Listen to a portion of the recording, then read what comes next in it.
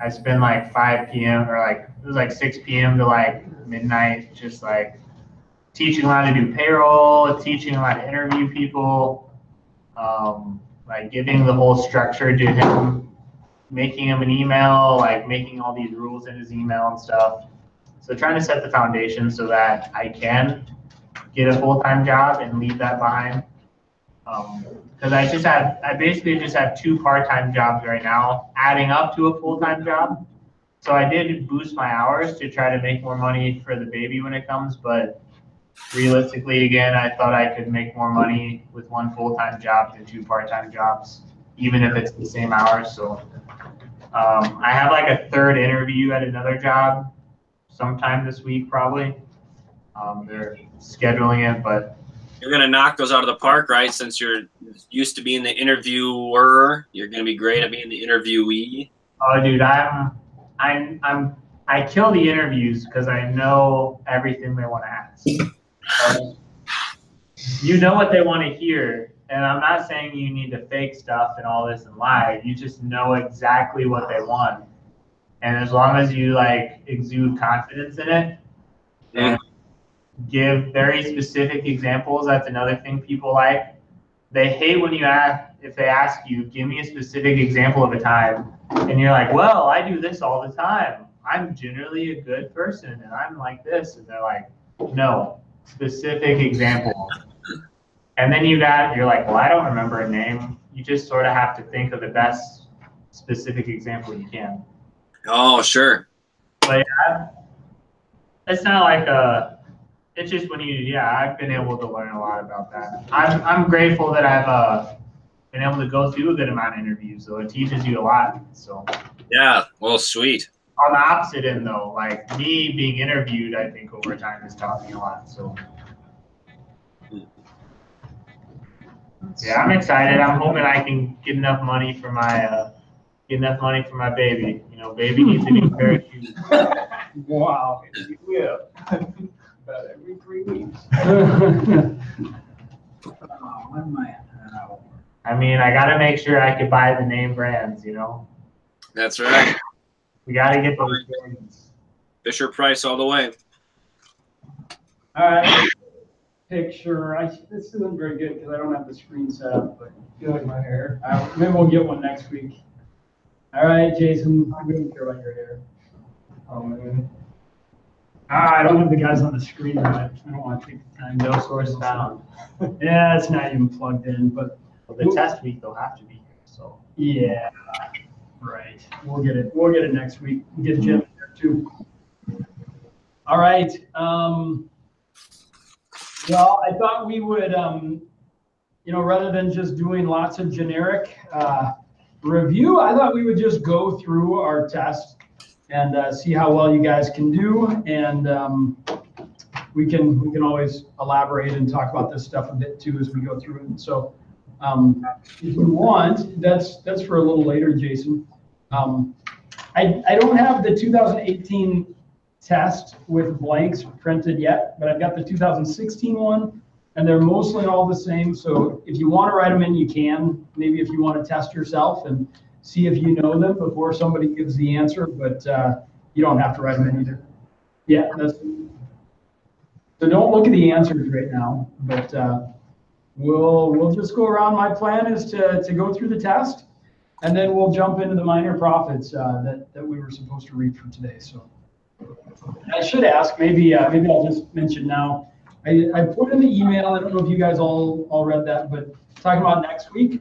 Next week is test week, and we're scheduled to meet on Monday. Does that work for everybody? That works for you, Trent? Yep. Ross, that works for you? Yes. Cool. I wouldn't want anyone to miss test day. Now, the other thing, this is kind of my dream schedule. You guys can tell me if this isn't going to work for you.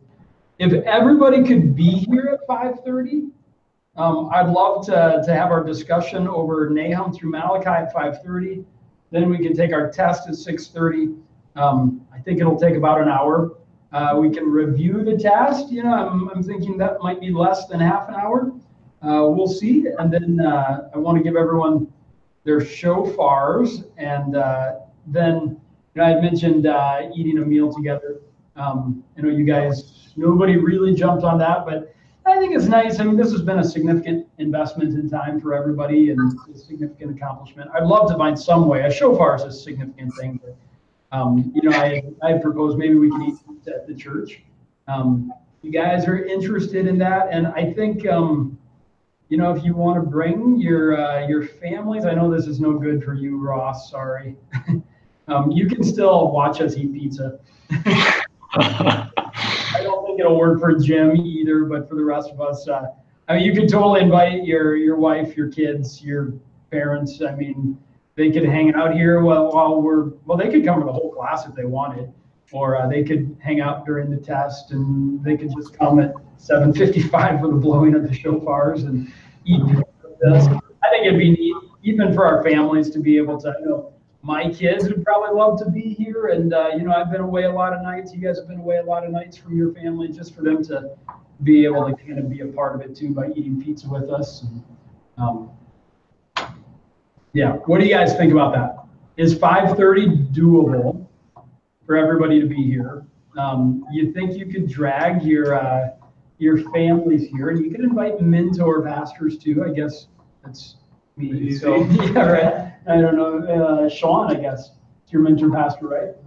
That would be really cool if he wanted to come eat some pizza with us. He could bring his family too. Really, you can bring your brothers or your parents. I know pizza doesn't work for your family. If you want to bring some salmon, that would be cool.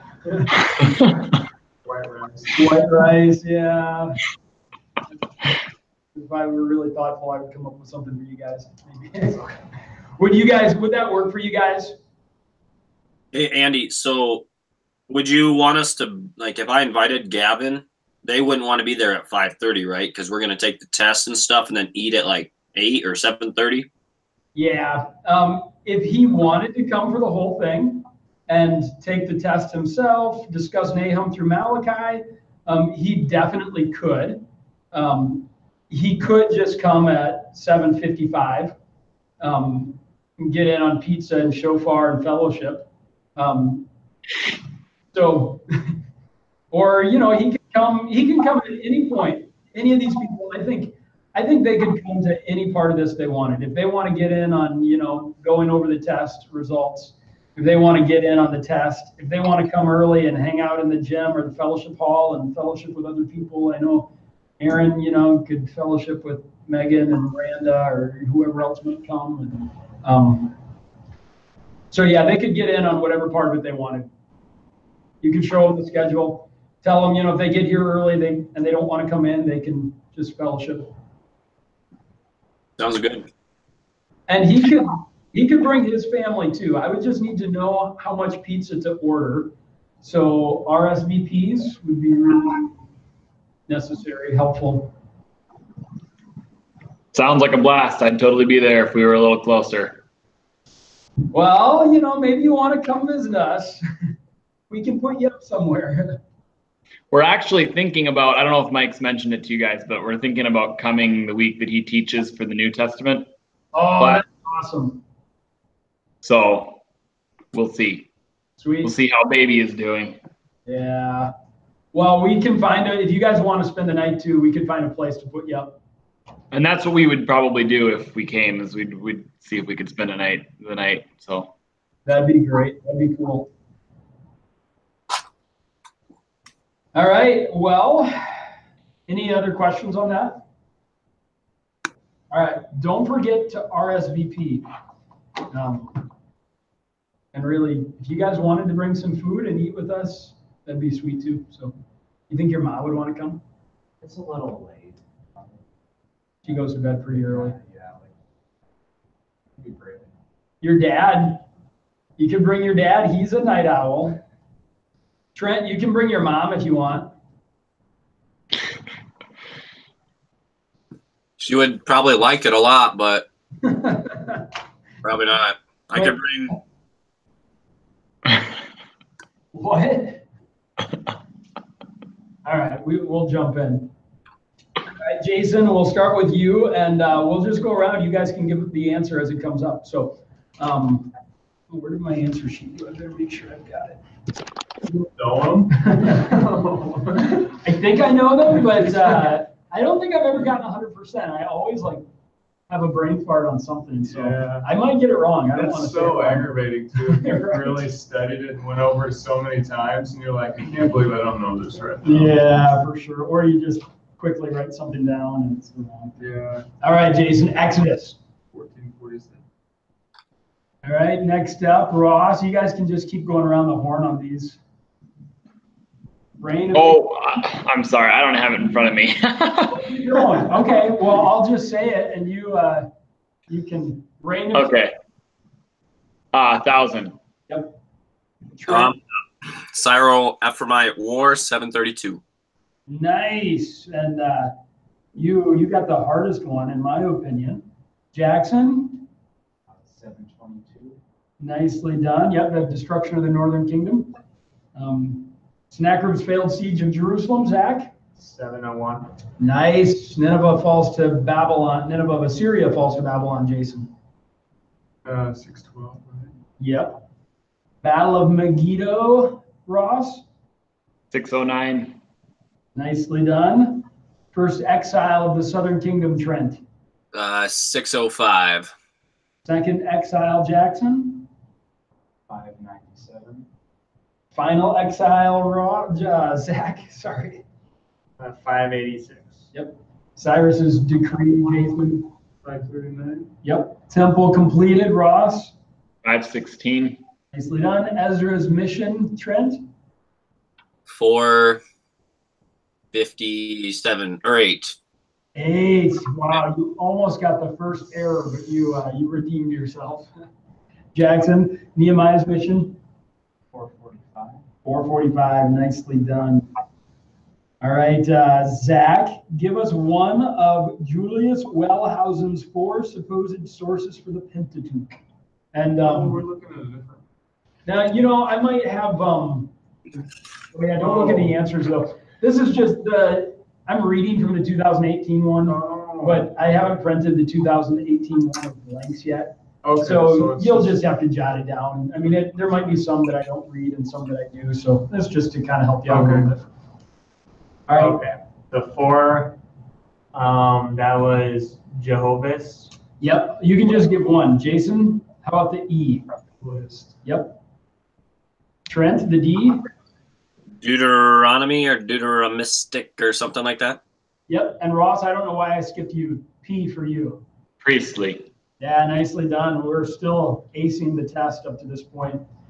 Jackson, you've got the tough one. You have to write out, in this case, say 1 Corinthians 10:11.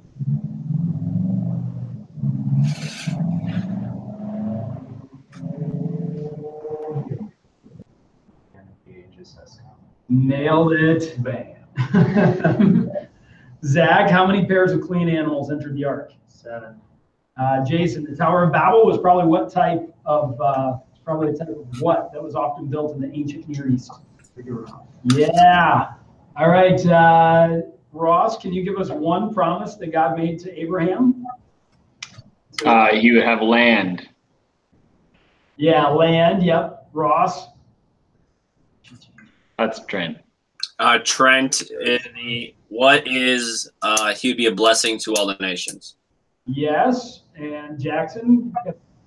Offspring. Yeah. An offspring and made into a great nation. So good job. We're still acing it. Zach, list the first patriarch and his wife. The first patriarch was Abraham and Sarah. Yep. Isaac and. Yep. And Ross, you got the last one? Jacob and his wives Rachel and Leah. Nailed it. It's one of those ones just for a minute. I was like, oh, I can't get this wrong. This is going to be bad. I'm like, no, Right.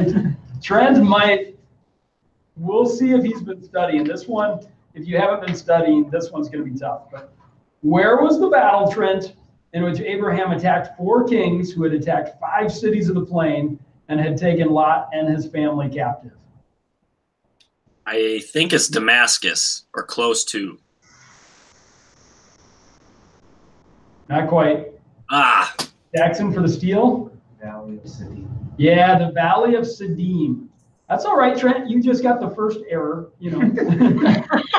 Broke our perfect streak. Right. That was a really tough one. You and Adam have a lot in common. Right. Zach, how about who did Abraham give a tithe to on his way back from that battle? Melchizedek. Yeah, Melchizedek. Nicely done. Jason, kind of another tough one. What was the name of Abraham's second wife after Sarah died, from whom the Midianites descended? It's not Hagar, it's that other one, right? Yeah, Hagar's too easy. I didn't even put I it on know. here. Like, I don't know. I should. Keturah. Yeah, Keturah. We'll give it to you. You went went I was gonna wait and see if Ross knew it. and then- Just think, catch up. Yeah. Yeah, Nicely done. That's gotta be half a point. we'll give you half. Okay, I'll take it. Maybe even 3/4. All right, Ross, how about the next one? Lot and his daughters were the progenitors. I always say that a little wrong. Lot and his daughters were the progenitors of what two nations? You can just give one of them, and Ross can give the other one. Or Trent. Ross can give one, Trent can give the other one. One is Ammon. Yeah. the other one is Moab. Moab, yes, well done. All right, next up, Jackson, we'll go rapid fire. We're listing the 12 sons of Jacob in order. And the way your 2018 version, I decided to go a point for each of them, one bonus point for the right order. So make it a little easy on you. All right, Jackson. Reuben. Simeon.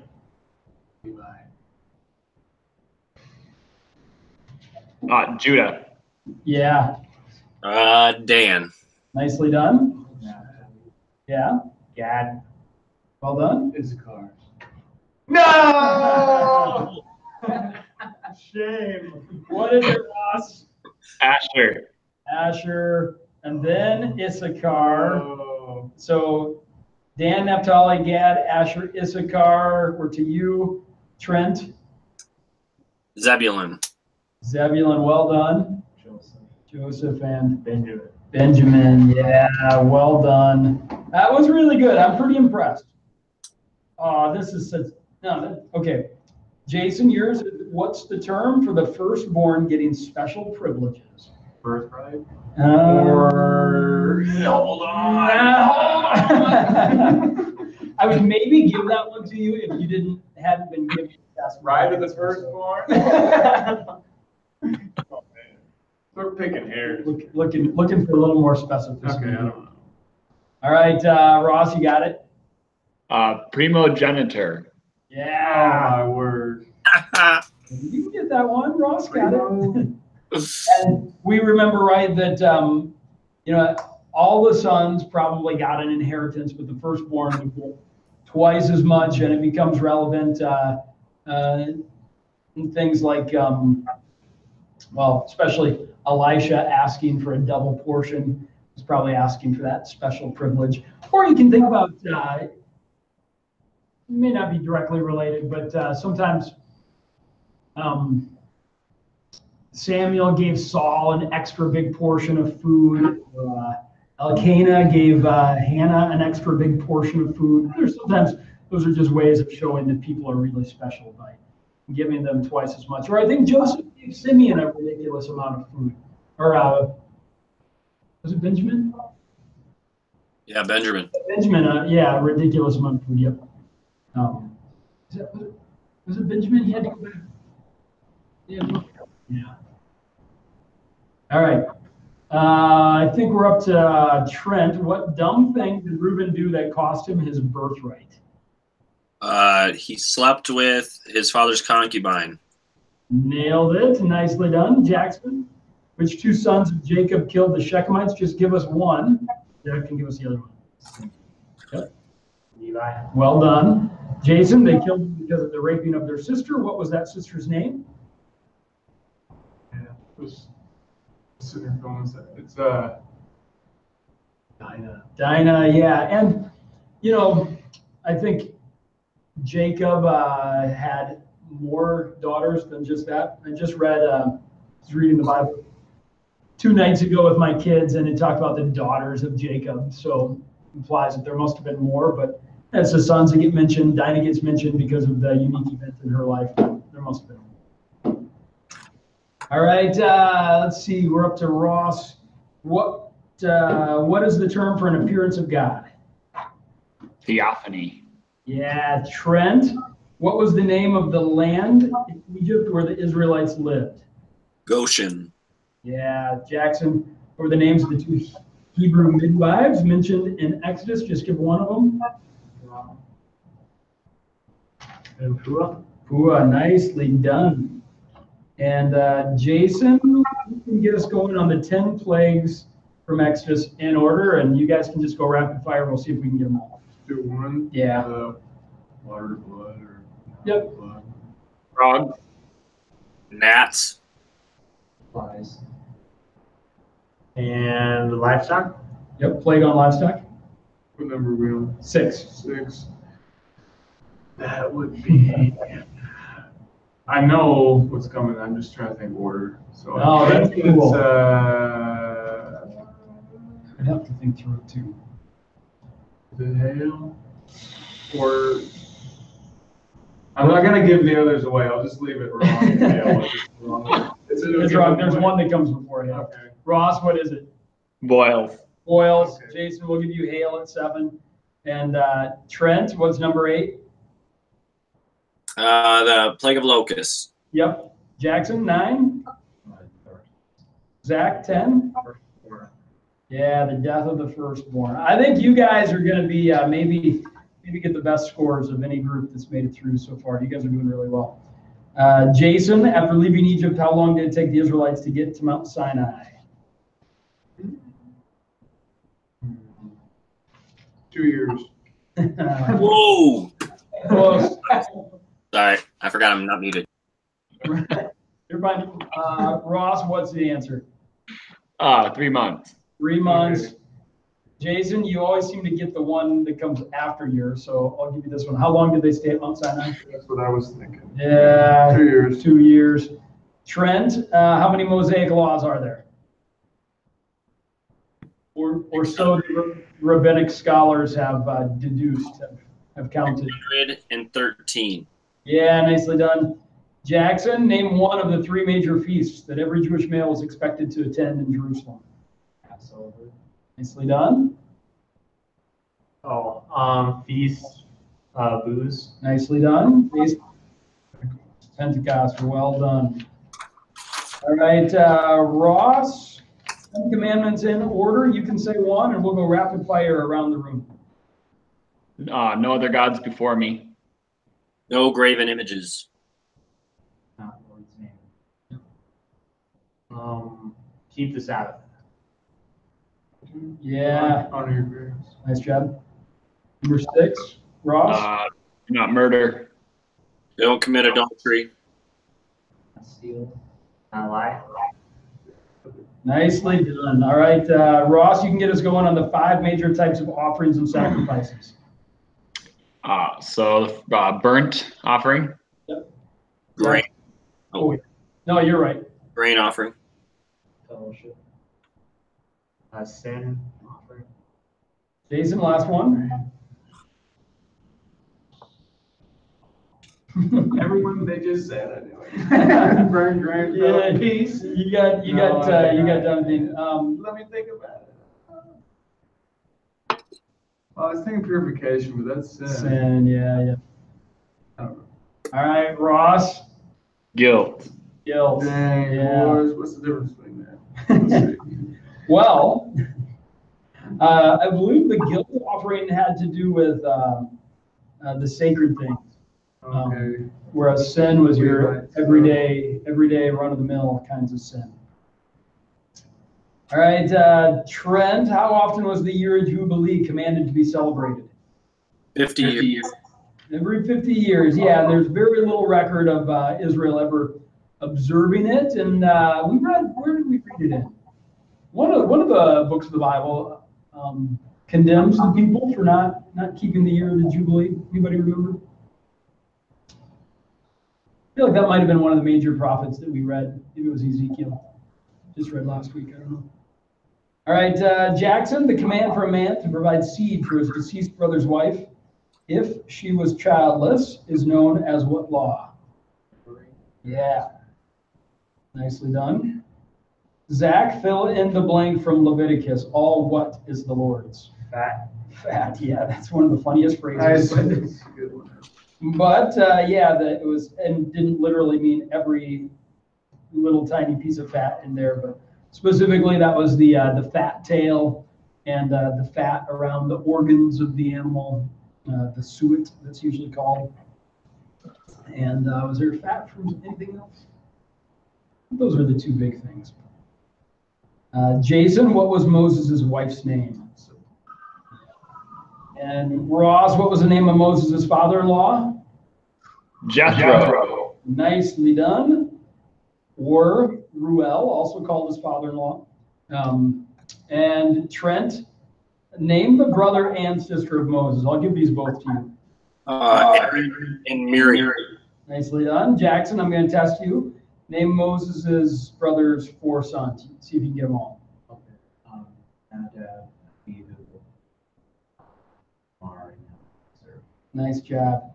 And Zach, which one eventually became the high priest? Eliezer. Jason, what was his son's name who stopped the plague at Peor? I wouldn't fit this. Yeah, Phineas. Nicely done. Ross, what were the 2 instruments called that were used to discover God's will and were stored in the high priest's ephod? The Urim and the Thummim, yeah. And Is it the, Thummim? Thummim. Yeah, it's 2 M's. Okay. Thummim. It's kind of a weird one.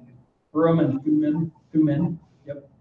I keep saying it wrong. But Yeah, every time. I know. You say I it think at the end at the end. I know. I can't quite get it out. But, right. Yeah, and the ephod was, a priestly garment that went over the priest's robe. Let's see. We're up to Trent, right? What were the names of the 2 craftsmen who were specially endowed by God to lead the construction of the tabernacle? I always remember that they had B-O, and it starts with B and then an O. So is it Bezalel and Ohilab or something like that? I can never remember. I would maybe give that to you on the test. Jackson, you want to help him out? Bezalel and Oholiab. Yeah. Oholiab and Bezalel.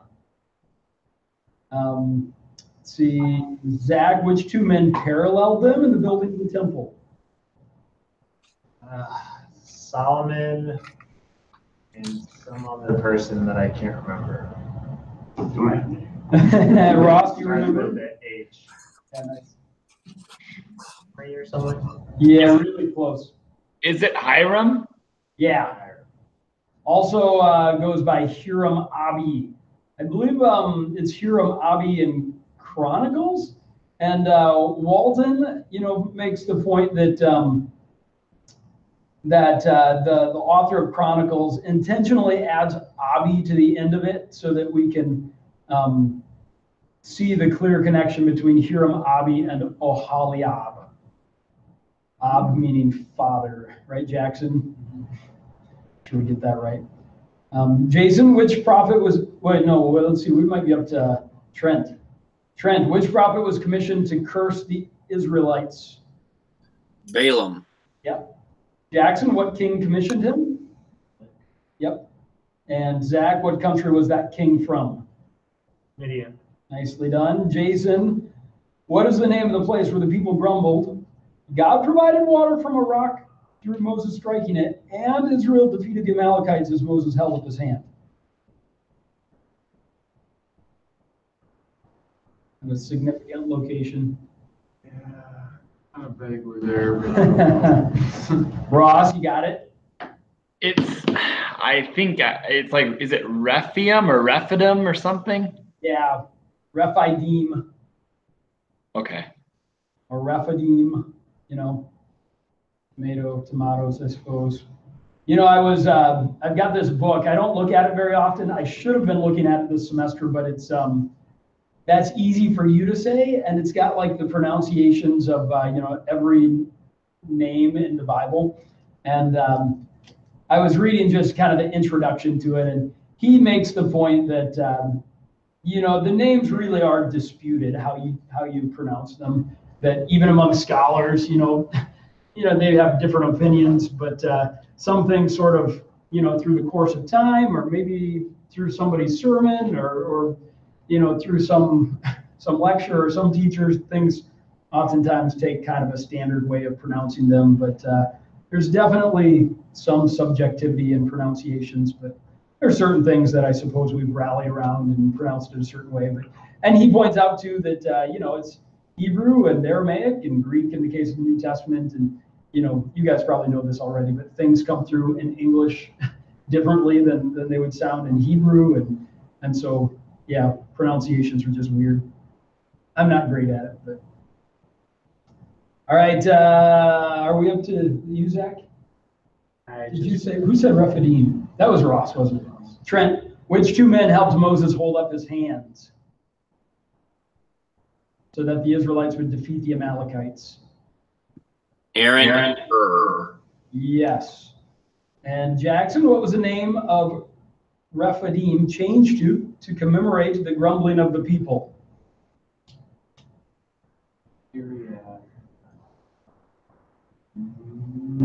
Jerah?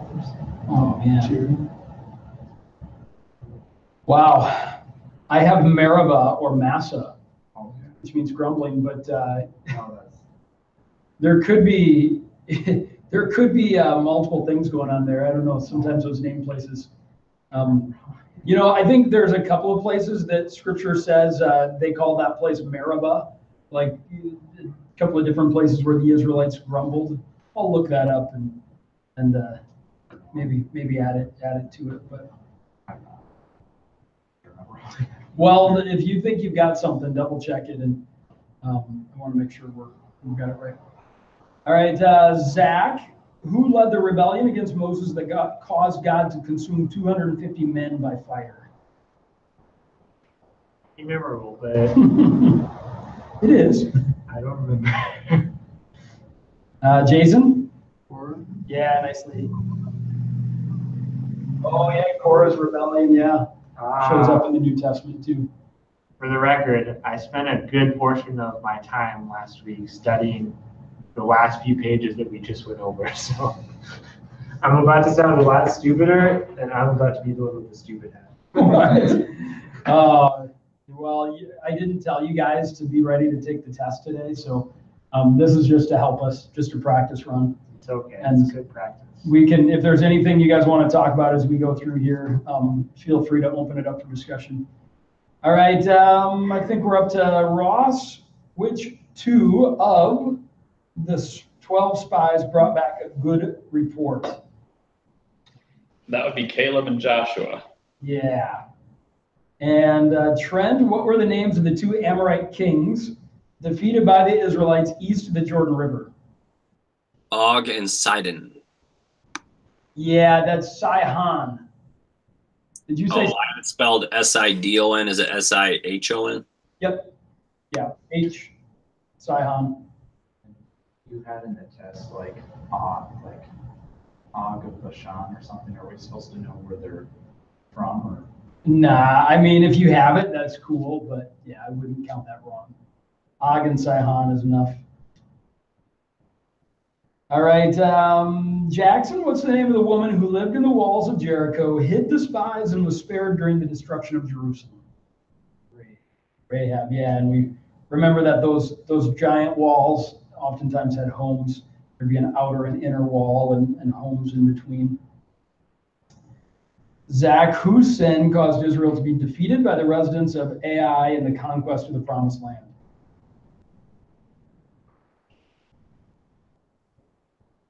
That's so obvious too. Oh.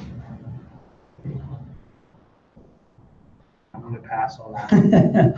Jason? Achan. Aiken, yeah, for a bonus point. Not that you'll literally get a bonus point, but anybody remember what that place was called? Yeah, the Valley of Achor, which means Achor meant it's a word play, all kinds of word play in the Old Testament. Yeah, I think it's trouble is what the notes in the Bible say, but all right, fun one here for you, Ross. What does Gibeath Ha-Ar-Roloth mean? Hill of Foreskins. Nicely done. That's an awesome name. Nice. Hoping for that one. Yeah, everyone wanted it to come around to them. Andy, what was the reason for that again? I don't remember the event. What was the event? They circumcised the second generation before crossing the Jordan River at Gilgal to go into the Promised Land.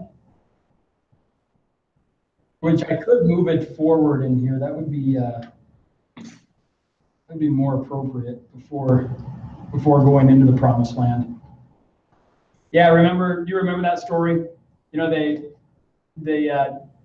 consecrated the people, the next generation through circumcision. And the priests put their feet into the Jordan River, and the Jordan River opened up, and they took 12 stones out of the Jordan and set them up as memorial stones. And that place was at Gilgal, which as we read through Amos, we will encounter Gilgal in a negative light. But there it's a positive light. All right, Trent, what group of people deceived the Israelites in order to make them swear not to kill them? The Gibeonites. Nicely done. And we remember that it was kind of a knee-jerk reaction on the part of Joshua. It made sense to him, and we're specifically told in the text that he didn't consult the Lord. And we can kind of think about that in our own lives. Nathan made a knee-jerk reaction when David asked him about building the temple, and then God put the brakes and no. David's not the guy to build it. And we don't want to be indecisive and to never do anything because we keep saying, well, I need to pray about it. There's certain things that are so, God's already told us to do, but when it comes to big decisions, we really ought to commit them to prayer before making those decisions. Jackson, where did the battle take place? In which Joshua came to the aid of the Gibeonites by fighting 5 kings of the Amorites, and the sun was stopped. This is a tough one. Zach, you got it? I don't know. Jason? Ross?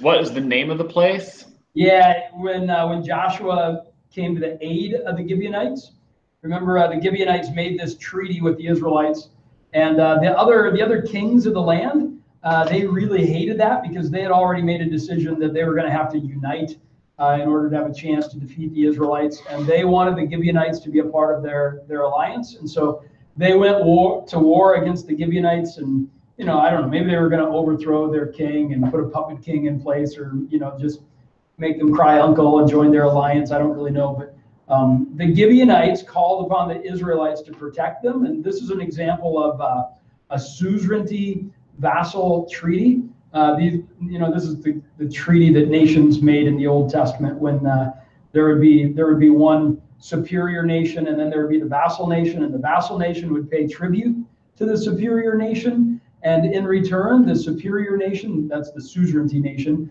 they would provide protection for the vassal state. And so we see this all the time. The southern kingdom and the northern kingdom became vassals of the Assyrians. And then you remember the northern kingdom rebelled against Assyria and entered into the Syro-Ephraimite alliance to try to defeat the Assyrians. And there's lots of vassal suzerainty relationships in the Old Testament. So Joshua did indeed keep his part of the bargain, kept his promise to the Gibeonites, and attacked these 5 kings of the Amorites. And during the battle, we remember that the sun was stopped so that they might finish the battle and destroy these kings completely. Anybody remember? It was the Valley of Aijalon. Aijalon. Aijalon.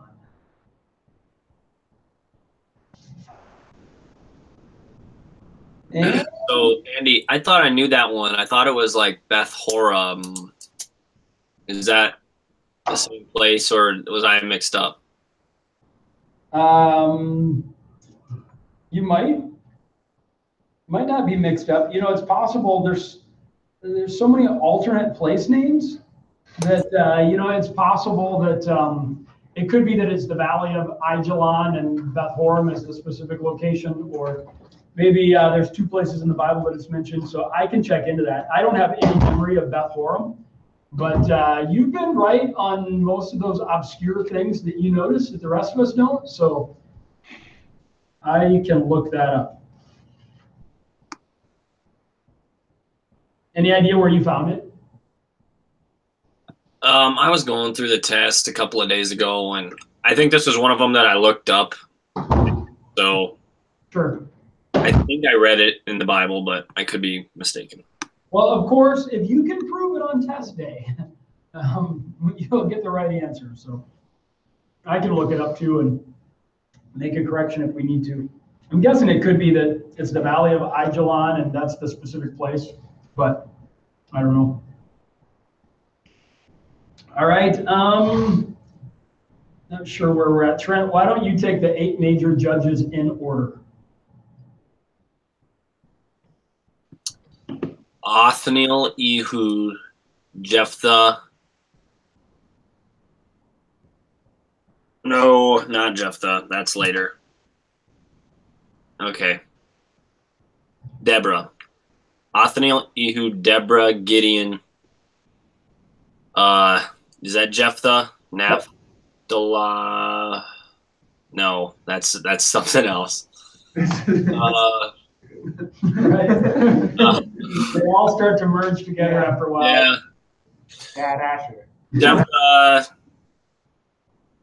Then Samson, Eli, Samuel. Yeah, you got it. Oh, I didn't skip one? I don't think you so. Did he skip one? I think you got it.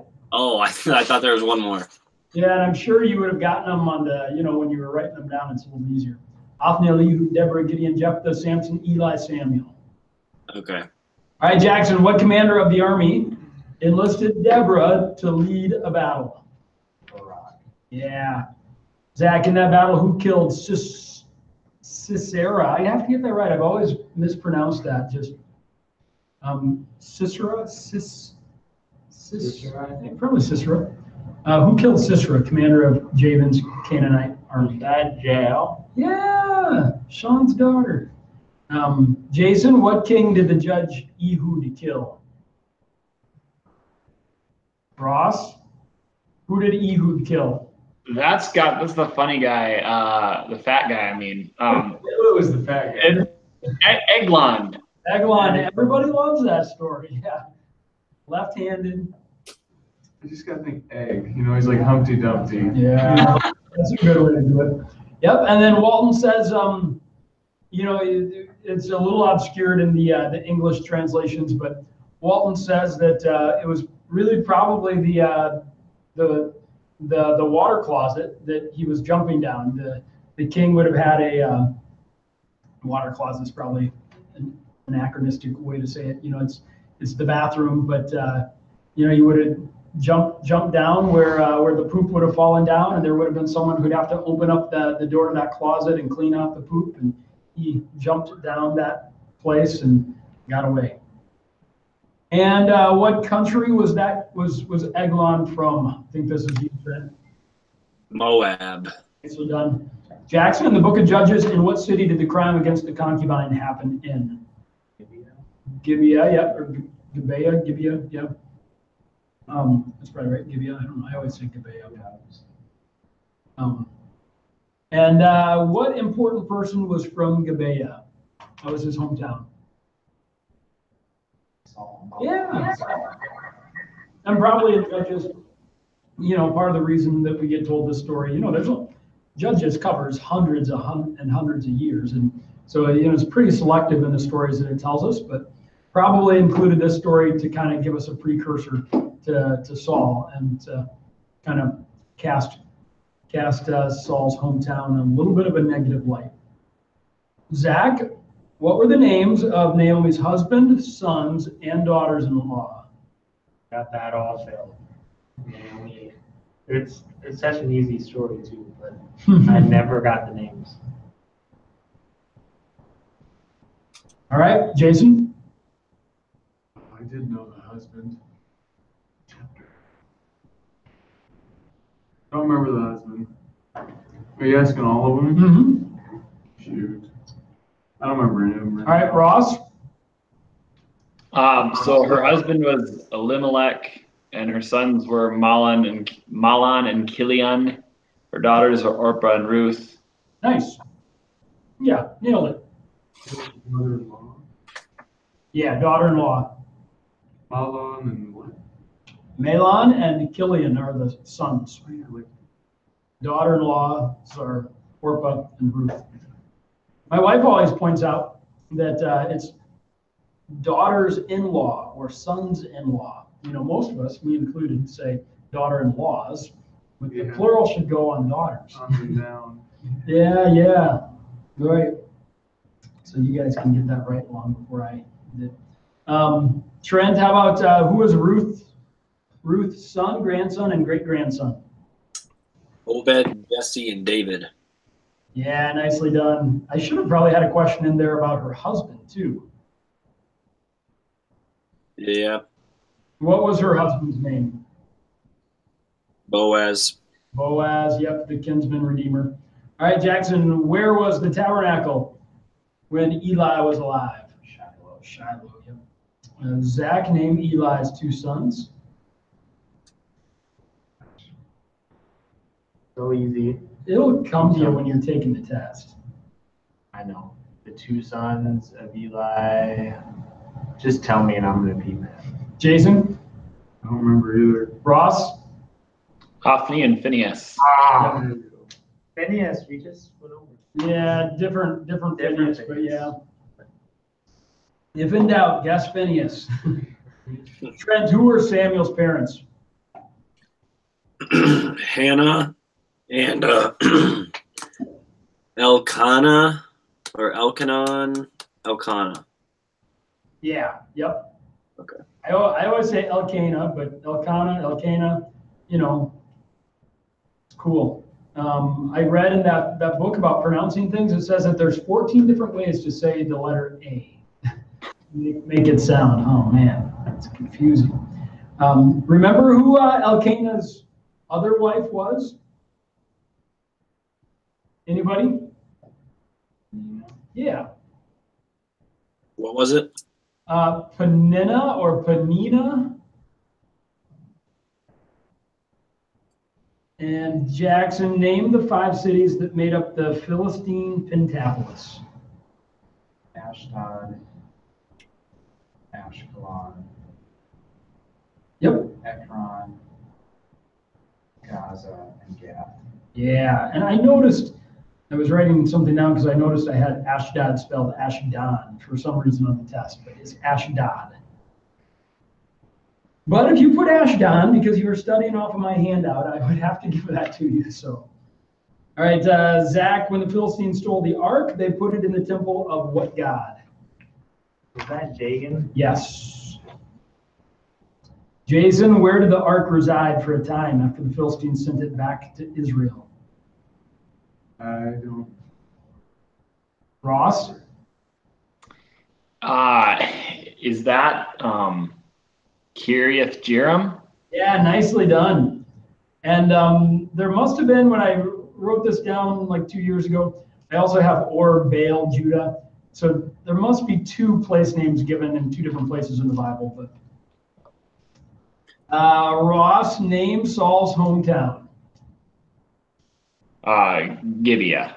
Yep. Oh yeah, and I meant to ask Trent. Doesn't Oh. I don't have you projected on the wall this time. And pictures are small on my computer until you talk, then you pop up big. But I'm getting a little confused. All right, Trent, what town did Saul rescue from the Ammonites? Jabesh of Gilead. Yeah, Jabesh Gilead. And now we think about the Ammonite terms of peace were to have each male Israelite eye gouged out. Each resident of Jabesh Gilead had their eye gouged out. All right, Jackson, who was the commander of Saul's army and also of the army of his son who ruled after him? Eyes.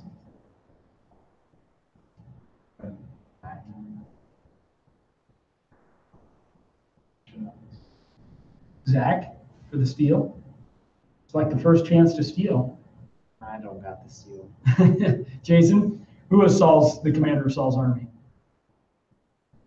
I don't remember. You'll remember it if you remember the story of Asahel chasing him, and he used the butt of his spear to kill him.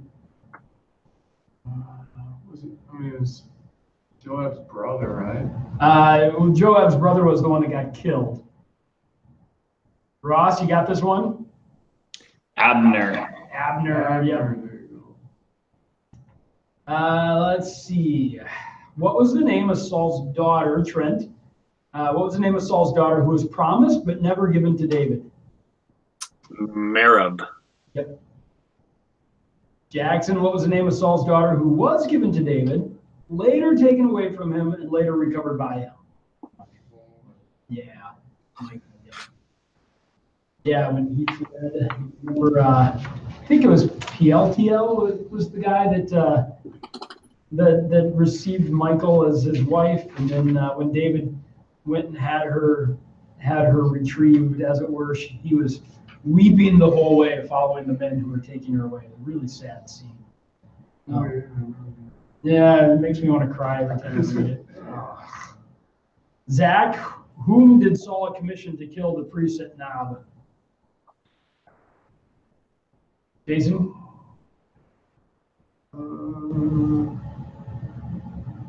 So, I don't know, just throwing this out there. Is it Abner? Nope. I don't know. Ross? I don't know how to pronounce it, but I call him Doug the Edomite. Yeah, I think it's Dag.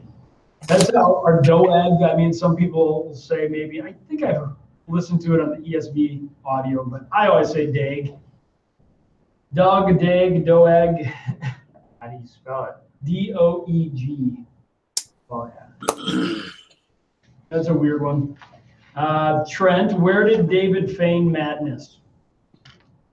I can't remember if it's Gath or Gaza, but it was in front of King Achish.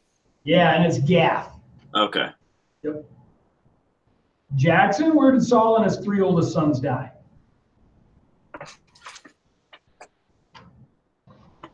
Don't know. Zach? Jason? Ross? Mount Gilboa. Yeah, Mount Gilboa. And you guys remember, why was it Saul's 3 oldest sons? Why not 4 or 2 or 1 or none? Remember why there were 3 sons on the battlefield with him? Wasn't that common for the king to take his 3 oldest sons into battle with him? Yeah, or any Israelite, actually. Yeah, they didn't all have to go to the battle because you didn't want to lose all of your sons, because that was, how you ran your farm or whatever you're doing, your livelihood. And so they were only required to send their 3 of their sons. That also happened with David, right? His 3 older brothers, or was that there only was 4 in their family? Yeah, no, David, I believe there were 7 or 8. Yeah, yep. I think in one place it maybe says 7, and the other place it says 8. Scholars think, well, maybe one of them died, and that's why it's 7 in one place. So, yeah, he had a bunch of sons. Oh. I mean, a bunch of brothers, but yeah, I believe you're right that there were only 3 of them on the battlefield. All right, Trent, I guess. What son of Saul's reigned as king for a short time after him? Is that Ishbosheth, or am I getting that confused with something else? Yeah, you got it. Nice job. Yep, remember that Ishbosheth, he was king, but he was a really weak king. And Abner, was kind of the power player, the commander of his army. And then Ishbosheth accused Abner of sleeping with his concubine or wife or something like that. And Abner went off the handle, and that's when he decided that he would help transfer power to David, help consolidate all the tribes around David. Jackson, in what city did David rule for the first 7 years of his reign? Yeah, nicely done.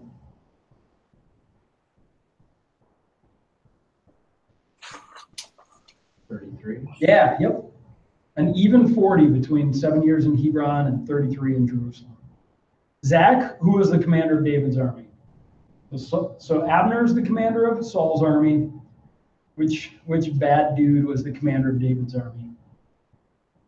Jason, I know you know this one. You love this guy. Joab. You love the mighty man. Yeah, man. Ross, who are the sons of Zeruiah? Joab, Asahel, Abishai. Nicely done. Which one was killed by Abner in battle? Asahel. Asahel, yep. What was the last one? Abishai. And I was studying that last night. Is there anything significant about Abishai, or is he just one of the sons of Zeruiah? Yeah, he's one of the mighty men, and I think he shows up a few times.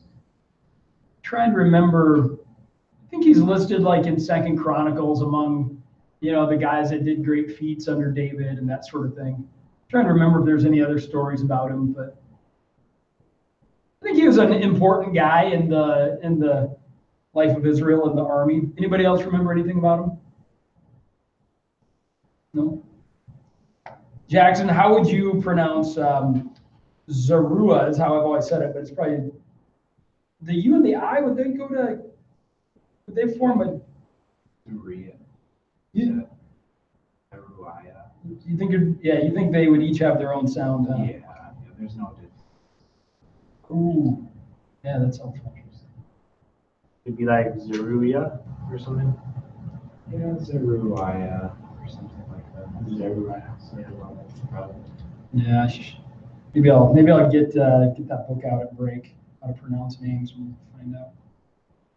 See if you're right. Let's see. I think we're up to maybe Trent.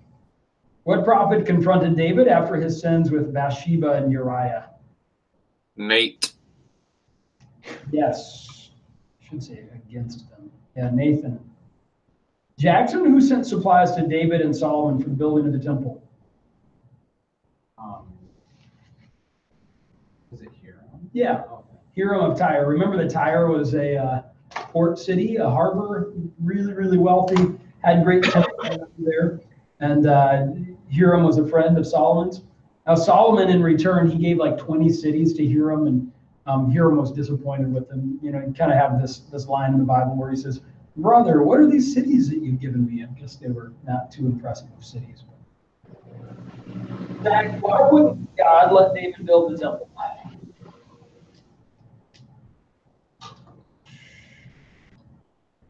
I know it's because he didn't. Ultimately, it wasn't his thing. It was Solomon's. But Yeah, there's a specific reason that's given. Jason, you got it? Yeah, blood on it. Yeah, too much blood that he had shed. Apparently that wasn't appropriate to God to have a guy like that. Ross, who was killed for touching the ark? Uzzah. Yep. And who was Jonathan's son, Trent, who became crippled in a fall? That was Mephibosheth. Mephibosheth, yep. And How do you pronounce that correctly? You're like, wrong guy to ask. Mephib. Okay, that's the beginning I was looking for. Mephibosheth. It was mainly the beginning I was trying to discern. It helps you to know how to say it if you say no fib and Mephibosheth. Yeah, it's kind of weird, but it goes well with it. All these names, there's so many dad jokes that just flow out of it. I kind of Let's finish this page. I can't believe how many questions are on here. Like, yeah, it takes a long time to go through them all. I thought we'd get through them in an hour, but not even close. So let's finish this page. We'll take a break, and then I want to have plenty of time for the minor prophets because we don't get a ton of time talking about them, a ton of weeks talking about them. So, last 3 questions is whose turn is it? Jackson? Who was the last high priest of the Eli priesthood? Yeah, nicely done. Zach, who was the sole high priest after the last high priest of the Eli priesthood? Don't got it. Jason? I don't understand that question. Yeah, I was trying to understand it when I read it. I think it does make sense, but it didn't when I was reading it. Okay, so after Abiathar, who was the next priest? Remember there was a co-priesthood between Abiathar and this other guy, kind of a unique situation. One of them was Abiathar, of course, a descendant from Eli. The other guy had not, and so it's the start of a new line of priests. Ross, do you remember? Yeah, Zadok. Zadok, yeah. My wife wanted to name our son Judah Zadok. She really liked it. I couldn't go for it because I had a friend that was in the church and he had a dog named Zadok, and I just couldn't get the dog out of my mind. I just heard about a crazy family that named their son. I don't even remember what the names were, but they were all random Old Testament names. But he had 4 names and then his last name, and it was an acronym for Zeal, and his first name was Zadok. What? How well do you know these folks? I just heard about them. Sean's sister, who goes to our church, was telling us about. There's some friends of theirs. Wow, that's weird. People do. I mean, Judah is kind of out there. I mean, not so out there. It's kind of becoming popular, but Adoniram, Ryan's son, that's pretty out there. But there's even weirder ones. Yeah. Zadok's pretty hardcore. You can tell Megan that. Okay, I'll let her know. It is a cool name, but I think she envisioned calling him Doc. Oh, really? We came down. This is a real aside with Abraham. We flirted a long time with calling him Deacon. Thought that would be kind of cool. Deacon. Yeah, Deacon. I can see that. Yeah, that's what people will make, hey, Deke, and it's just like, does it, you can make it, I guess you can make any name sound weird, but like, I don't know. It'd be weird, yeah. We didn't go for it. I thought it was kind of cool, but. I agree. It's just like Zadok. They're like, what's up, Doc? Hey, Zadok. Right. Like, that'd be cool. It all depends on how you say it, though. Like, Zadok sounds really cool to me. But then when someone's like, what's up, Zadok? You'd be like, okay. Well, like, it all depends on how you say the name. Yeah, I guess. I think our kids would have made it cool. It depends on who's reading it, I guess, or who, like, comes to the kids. All right, Trent, last one. Who was the commander of Absalom's army? Amasa. Amasa, yep. Let's take a couple-minute break, and we will hit up the minor prophets, the first 6 of them, which is going to be fun.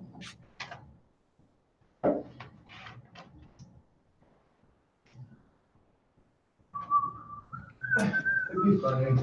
They had like some hardcore Old Testament first name, like Zadok or Abiathar, and then their middle name was like Steve. You almost want to get. My name's Ithamar Steve. It's kind of nice though, because then if they're like, Evens it out. this is such a dumb name, I'm going to go by my middle name.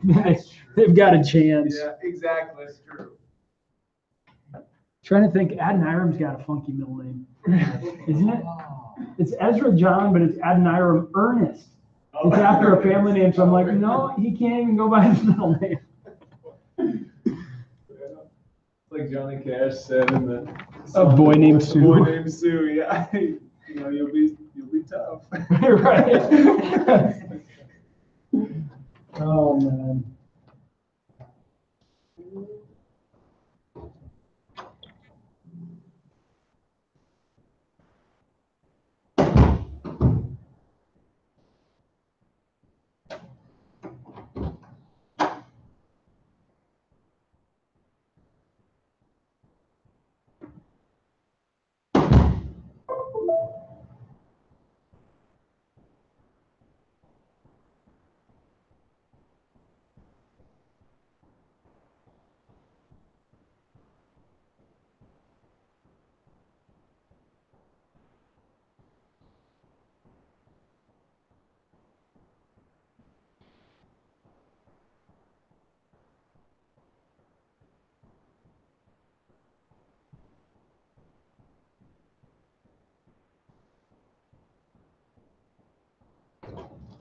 that song. Dude, you've never heard A Boy Named Sue?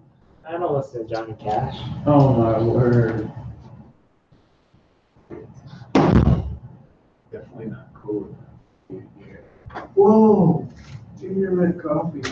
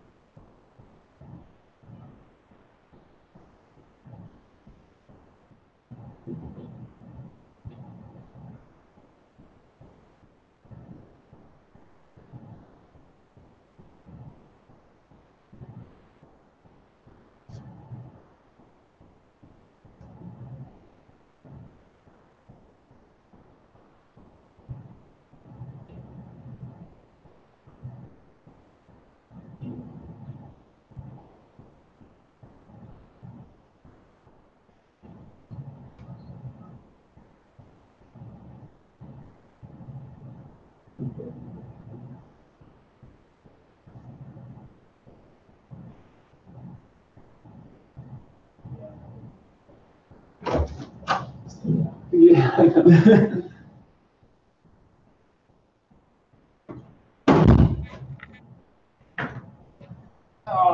Got 11 boys signed up for our fall basketball. Oh, cool. I had this guy in the community that he used to be in our youth group. I've known his family fairly well. He Facebooked me on shreds on his bed back there. he Facebooked me saying that he'd love to help coach. Oh, wow.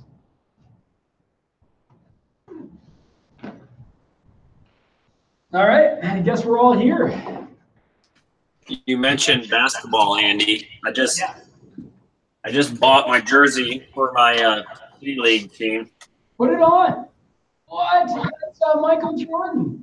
I know. I should have. The next best thing. What? No, isn't 45 the number that he wore for the Wizards? Well, I think that's the number of president he is. No, yeah, but Michael Jordan. Jordan 45? Zach would know. Michael Jordan was 23. Not when he played for the Wizards. Oh, I think it was 35. Oh man, that is a crazy uniform. Like I thought Trump played the Wizards. Trent, are you a hardcore Trump backer? Well, I mean, I'm a Christian, so I'm definitely Republican, you know.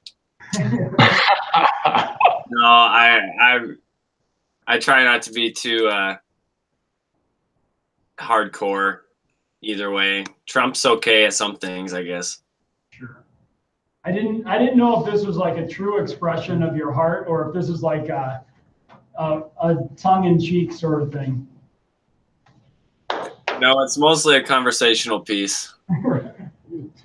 What it's for. Yeah, all right. Well, let's, on that note, I'm going to start coaching on Monday, grades 4 to 6. We started, it's an outreach. I just wanted, partly because I want my son to have a chance to be in sports, but I don't really like the super competitive, lots of practices sort of thing. So it's one day a week, right after school for an hour and a half, and I've got 11 boys signed up, and I get to share the gospel. A lot of them are from outside our church, and so I'm kind of excited about it.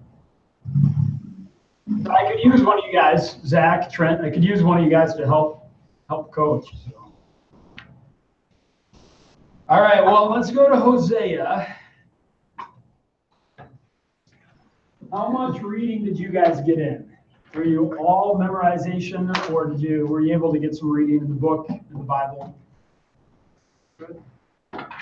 Most of Hosea, a couple chapters. And Heavily focused on memorization. I didn't get any reading done. Didn't get the text. Okay. How about Trent and Ross? How far did you guys get in the Minor Prophets? I read through Amos in the Bible, and then I just kind of skimmed through the chapters in the book. Okay. I actually did about the exact. I got through Joel in Amos in the Bible, and then I just skimmed the other ones. Sure. All right, well, we'll walk through them. I've got some fill in the blanks for you guys. Kind of have things that I thought were important for us to catch. You can get it down on paper, and the conversation can go in lots of different directions. So, think about things you want to talk about, questions you have. You can sure fire away. I think one of the big things, I guess, just generically talking again about the prophets. We've said this a lot, but is to remember that they're confusing oftentimes if we try to read them as a narrative, as a straightforward story. There's parts of them, like the first 3 chapters in Hosea, that have a little bit more narrative to them, or at least the first kind of has some narrative in it. But when it gets into the oracles, it's more like poetry, and they oftentimes will see this, especially like through, well, all of them, but like Micah, a lot of times they'll alternate between gloom and judgment and hope and restoration, and those kind of just alternate throughout the prophets, and best to view those as prophetic anthologies. It's all of these oracles that they have delivered at different, some of these guys, maybe prophesied for 30 years or more.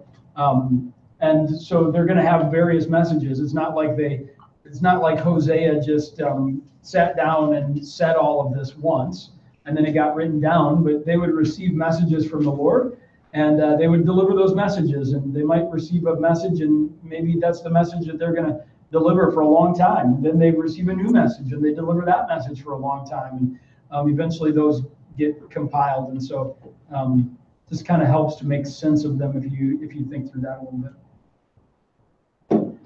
All right, Hosea. Any thoughts on Hosea that you guys had?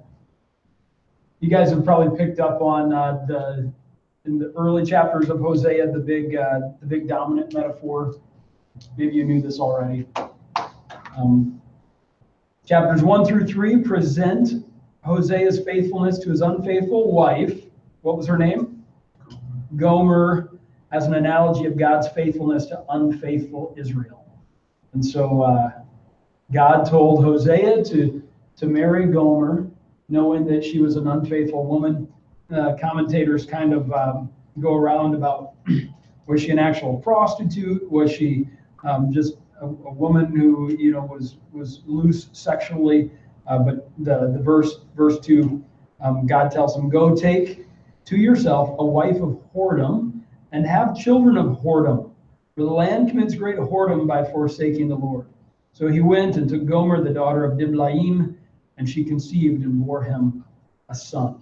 So I guess, you know, a lot of people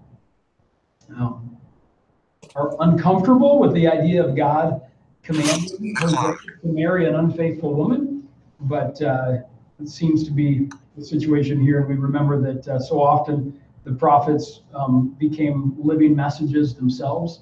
Sometimes, you know, think of Ezekiel, who was made mute for a long time, or who was told not to mourn over Ezekiel was told to be celibate. I think it was Jeremiah who was told not to mourn over the death of his wife. So they became living messages themselves, and then oftentimes they use prophetic gestures as well. So God made his messages really vivid. Andy, on that, I was reading about that in the book too, about that, how some commentators have tried to make it sound like she wasn't what the Bible says she was.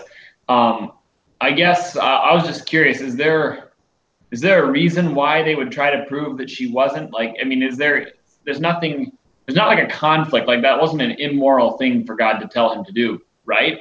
I mean, she was the immoral one, not him in marrying her, right? Yeah. Yeah, I'm reading my ESV text notes to see if there's any help there. Well, in a way though, like, I mean, I think New Testament wise, people could try to have a problem with it because of the idea that we should be unequally yoked and all those things maybe. And why would God command you to marry someone who you know is in full on sin? Or the same people who have a problem with like Song of Solomon or something, you know, being sexual, might also just nitpick at this maybe too. Sure.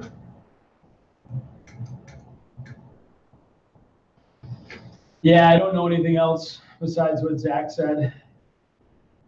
Anybody else? You know, Yeah, I guess sorry. a little more on that, just because, I mean, because it's a thing, like if somebody brings that up, you know, I mean, is it good enough to just to say, well, God said so, so there? I mean, you'd like to think so, but if there's something like it's actually immoral, I mean, I get what Zach is saying about, like, you know, when we're making a decision about who we're going to marry and stuff, but in his case, I mean, that's more like, I guess, I don't know. And in his case, was there anything that someone could think of as being immoral? And because that could be a big thing for some people, you know, if they thought that it was contradictory or something. Yeah. You know, the ESV text note says, one should not think that Gomer was already promiscuous when Hosea married her. As the notes below will show, she seems to have been faithful to Hosea in the begetting of her first child. You know, so I guess that's the way the ESV text notes go.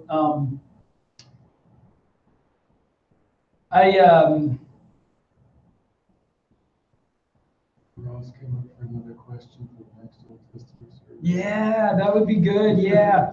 You know, I can totally see what you're saying. I don't have a great answer. I guess, you know, one analogy would maybe be God commanding Abraham to sacrifice Isaac, but of course God stops him from doing it. So that's not a perfect analogy.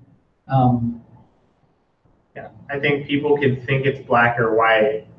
Like God commanded you to marry, for one, to marry someone who's, again, I know it's like very subjective if you're unequally yoked or not, or things like that.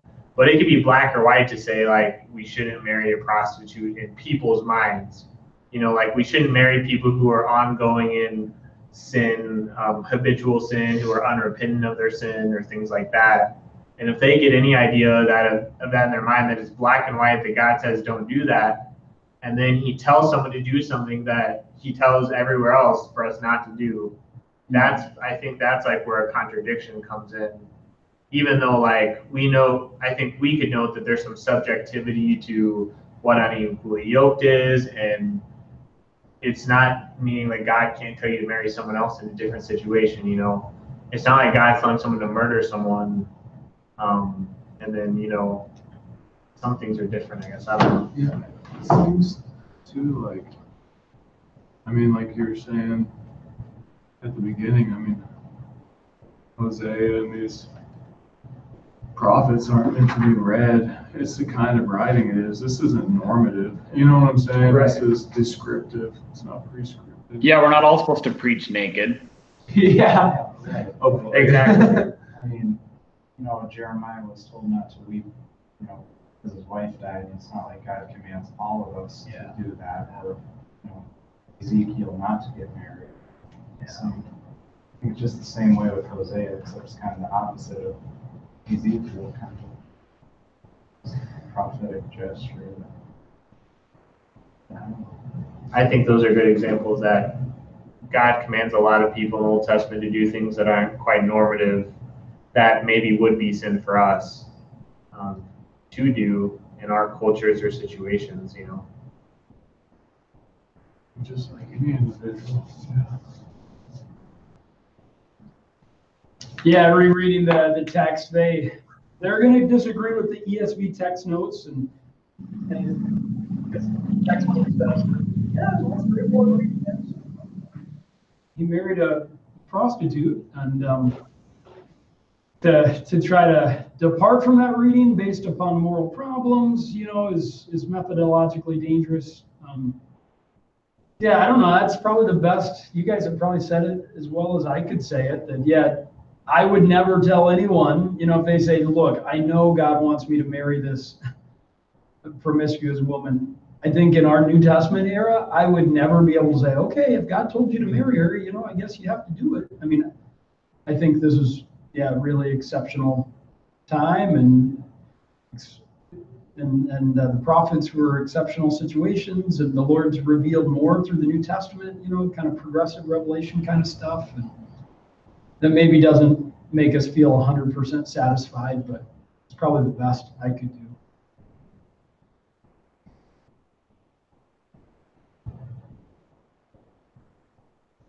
Anything else, Ross, on that? No, I think I think those are good insights. Good thing to think through. Jesus. Yeah. It's a picture. He does. It's a picture of it. You know what I mean? Yeah. Second Peter quotes these words. No mercy and all this. Yeah. All right. Well, Anderson and Friedman expressed the difficulty of chapters 4 through 14 by saying that it competes with Job for the distinction of containing more unintelligible passages than any other Hebrew Bible. And I don't put that in there to commend what they're saying, but just to say that chapters 4 through 14 get a little bit difficult to place all of the historical allusions, to know kind of what they're referring to, and sometimes it apparently I wasn't able to read the text real closely this time around, but you know, it's largely directed to the northern kingdom, but sometimes there's references to the southern kingdom sprinkled in that can be a little head scratching. But obviously they're good chapters, and just might be hard to make sense of the historical situation for every verse. So Hosea was a prophet from the north who prophesied to the north. And Hosea's prophetic ministry began during the reign of Jeroboam II of the northern kingdom, and may have extended to the end of the northern kingdom. You guys remember what was unique about Jeroboam II's reign? Wasn't it like the pipeline? Yeah, I don't know if Totally caught that, Trent. Your computer got a little wonky for a second. Can you say it again? Wasn't that the high point, like the peak of the Northern Kingdom's? Yeah. Yeah. Well, yeah, or the divided kingdom, the peak of the Northern Kingdom. Yeah, Solomon is definitely an exceptional era. But yeah, so Jeroboam II was the same context for the book of Amos, directed to the Northern Kingdom. It was the high point of the prosperity of the Northern Kingdom. And the Syro-Ephraimite War, that's just, I guess I can't say enough how much history is important to understand these prophetical books. The Syro-Ephraimite War, again, provides a lot of the background for this. I'll maybe just read a couple paragraphs, not that you'll remember all of this, but maybe just to kind of press it into us, pick up some of the details, just to remind us of the importance of history and trying to get some of it. So the authors say, Longman says, Rezin of Syria and Menahem of Israel tried to stave off aggression of the Assyrians by paying tribute. It would be 4 years before Tiglath-Pileser III would again return to the west, and in the meantime, Pekah, apparently an anti-Assyrian usurper, assassinated Pekahiah, Menahem's son. He and Rezin of Syria then determined to throw off Assyrian vassalage. It is disputed, but likely, that they expected Egyptian help, but they definitely desired the aid of Judah, then ruled by Ahaz. Ahaz refused to join an anti-Assyrian coalition. Pekah and Rezin went to war against him to force him to do so. This is in 735 BC. This war is commonly referred to as the Syro-Ephraimite War. And the threat to his borders, Ahaz called on Tiglath-Pileser III to save him from his northern neighbors. Resulted in the exile of a portion of its population and the appointment of the pro-Assyrian Hoshea as king of the north. Although not as severe, the impact of this war foreign interference in Judean politics as well, since the help of Tiglath-Pileser III did not come free. A number of Hosea's oracles may be associated with these historical, just to kind of keep all of that in our background through Hosea and other times. Hosea's children are called, and you guys can jump in at any time if you have comments or questions, but remember the first child's name? Anybody? It's Jezreel. Jezreel, Jezreel.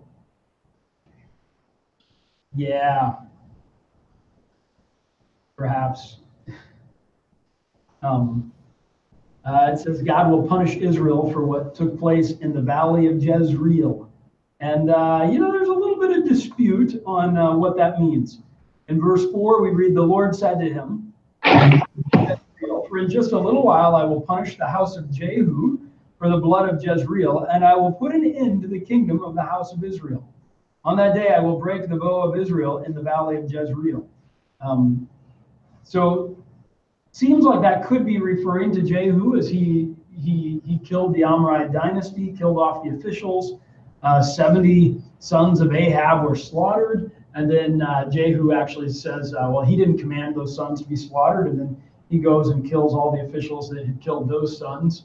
And so there's just a bloodbath, and then he kills, the priests of Baal, kills all sorts of people. And so that could be what's being referred to here, but some people don't like that reading, because in 2 Kings 10, verse 30, it says specifically, the Lord said to Jehu, because you have done well in carrying out what is right in my eyes, and have done to the house of Ahab according to all that was in my heart, your sons of the fourth generation shall sit on the throne of Israel. And it was God himself who sent Elijah, and it ended up being Elisha that anointed Jehu. And so there's a little bit of maybe head scratching there. So, Walton would say that God commanded Jehu to kill the Amorite dynasty, but he took it too far. Specifically that at Jezreel, when these officials that didn't Jehu to kill them, cut off the heads of Ahab's sons. That should have been good enough, but then Jehu went too far by using that as a pretext to kill all of these officials, and so that could be the blood of Jezreel. Other people would say, no, House of Jehu is being used as a way to refer to the northern kingdom generally, not specifically to Jehu and his family. And the blood of Jezreel is actually Ahab killing Naboth to take his vineyard. I'm probably more inclined to think that it's Jehu going too far and killing people at Jezreel, though it is a little weird that in 2 Kings 10, he gets such a commendation from the Lord. But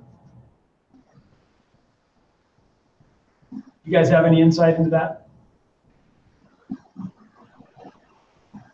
I guess that's the best we can do. Lo Ruhamah's, Hosea's other child. You'll remember that Isaiah, these names become symbolic portents, as I think Walton calls them. The names have so much symbolic reference, just like Isaiah's children. Lo Ruhamah means, anybody remember? Had no mercy or no compassion. And then Lo Ami means not my people, because God disowns his people. And let's see, I was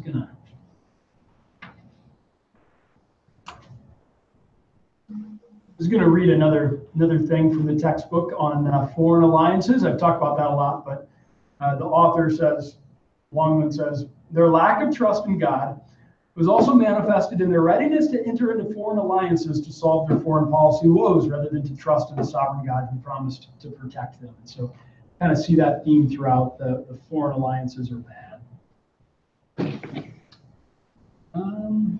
If we point out a few things in the text, and then we can move on to Joel. But chapter 2, if you guys have your Bibles, you might want to just open it up.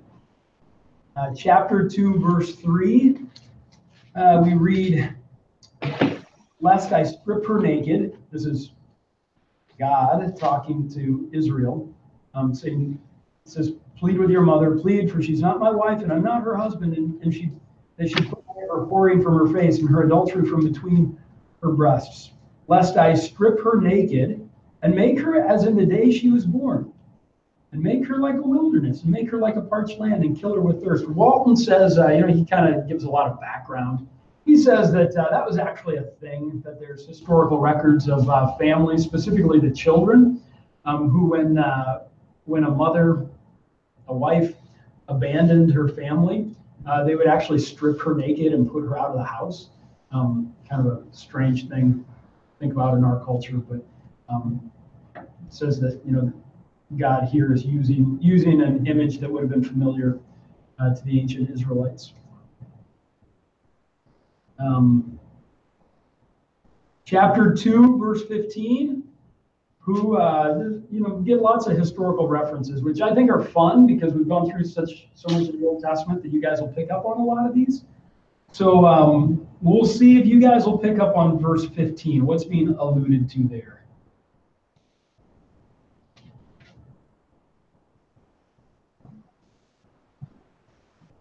Probably Achan's sin in the mountains of Achor.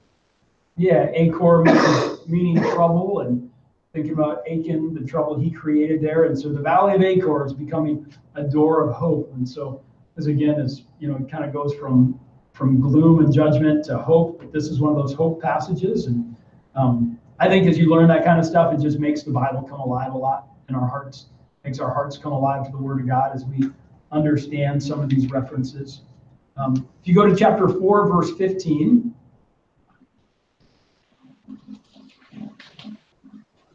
a couple of interesting things there. It says, enter not into Gilgal. We've already talked about Gilgal as the place where they were circumcised. They crossed the Jordan River. A number of other places. Gilgal was the place where Samuel hacked Agag to death. But it seems like in Hosea and Amos, it's mentioned in Amos too, that it had become a place of worship for the Israelites that probably some kind of false worship, corrupted worship. There's a couple of different references that point to that.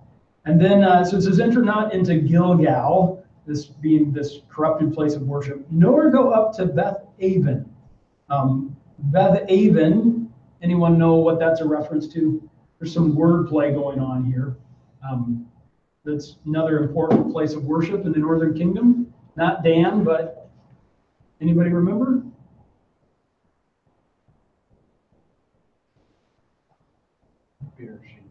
That's the southern. Beersheba way down low to describe the whole of the land. Bethel was on the southern part of the northern kingdom. And remember that Jeroboam, he put a golden calf in Dan and in Bethel. And Bethel literally means house of God.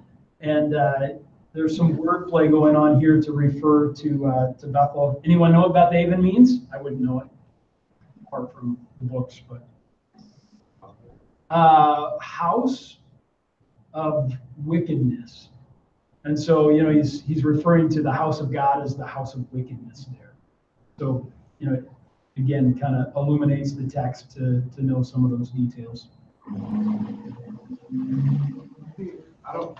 We've been going through the book so fast, but I'm thinking maybe it was in here. What's it, that might have been in Jeremiah or something. I don't remember. I just remember one of the things I was reading recently. Could have been in Jeremiah. I don't remember. Anyway. Not sure.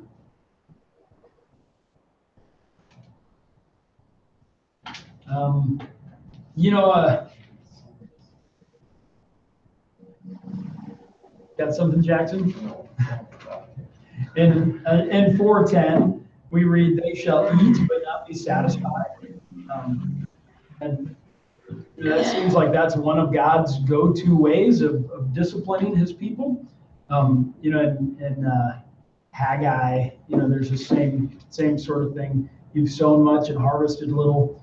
You eat, but you never have enough. You drink, but no one has their fill. You clothe yourselves, but nobody's warm. You earn wages to put them in garments with holes in them. And God has a way of, not letting us get ahead when we don't put Him first, or even when we do get ahead, whether it's eating, drinking, or finances or whatever.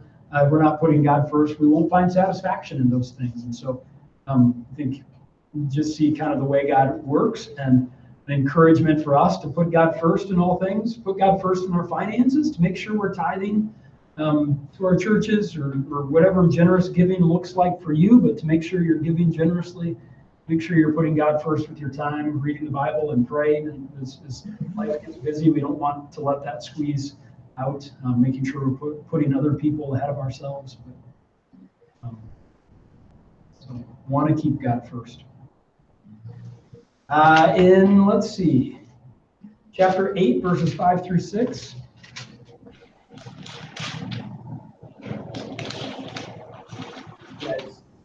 You guys will pick up on the reference here pretty quickly, I think. I've spurned your calf, O Samaria.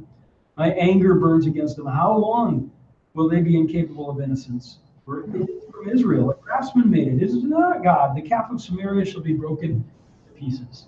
And you guys, of course, remember Jeroboam making the 2 calves, putting it in Dan and Bethel.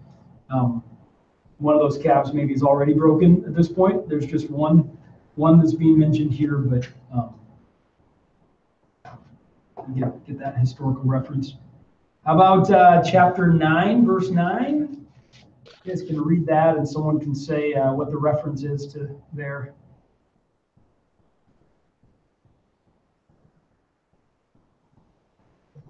What are the days of Gibeah? Judges. Yeah. What happened, Jackson?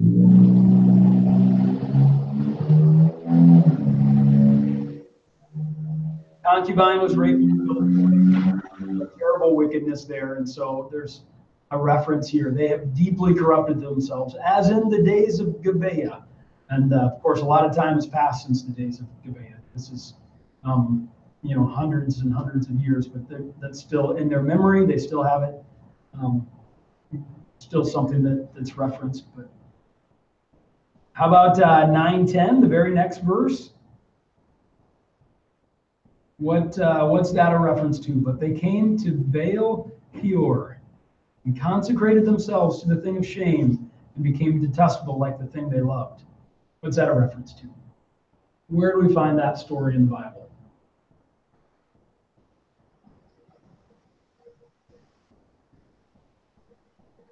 Ross, you remember Baal Peor? Jackson, you guys know it. This is when Numbers 25, when Balaam told the Moabites or the Midianites to send their women in to compromise the men of Israel, and so they worshipped Baal, and they united themselves with the women, and so yeah, another reference to that. And maybe move on to Joel now. Good notice this week. Really liked oh man, I thought it was super rich in chapter 2. You read a little bit of it. You read verse 15, but pretty much verse 14 and following. It's just total new covenant. Everything's just new covenant. A lot of like Jeremiah and Ezekiel, and in that day declares the Lord. Well, he says, I'll remove the names of the Baals from your mouth. And Romans 7, if you call me my husband and no longer will you call me my Baal, I'll remove the names of Baals from your mouth and they'll be remembered no more. Just like Ezekiel 36, cleanse you from your idols. And I'll make for them a covenant on that day. I will betroth you to me forever. Romans 7:4. Yeah, lots. Well, maybe I shouldn't say lots, but definitely New Testament references. You mentioned 1 Peter, Romans 9, Matthew 11:1. Out of Egypt I called, and it's in Matthew. It's 11:1 in Hosea, but out of Egypt I called my son. 1 Corinthians 15. Odette, where's your victory? Yeah. So there's some good New Testament references here.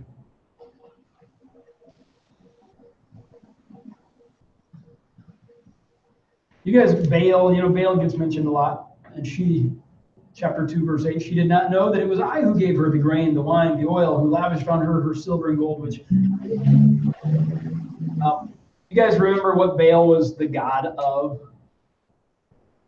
Yeah, the god of fertility, also known as the storm god.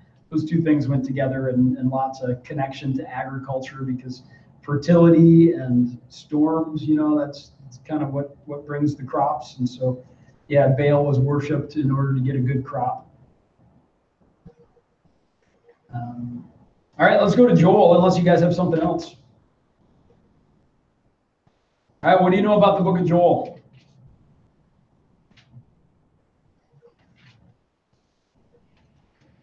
Locusts. Yeah, that's the big dominant image, is the locusts. You can fill that in. The dominating image in Joel is a great locust plague, I guess.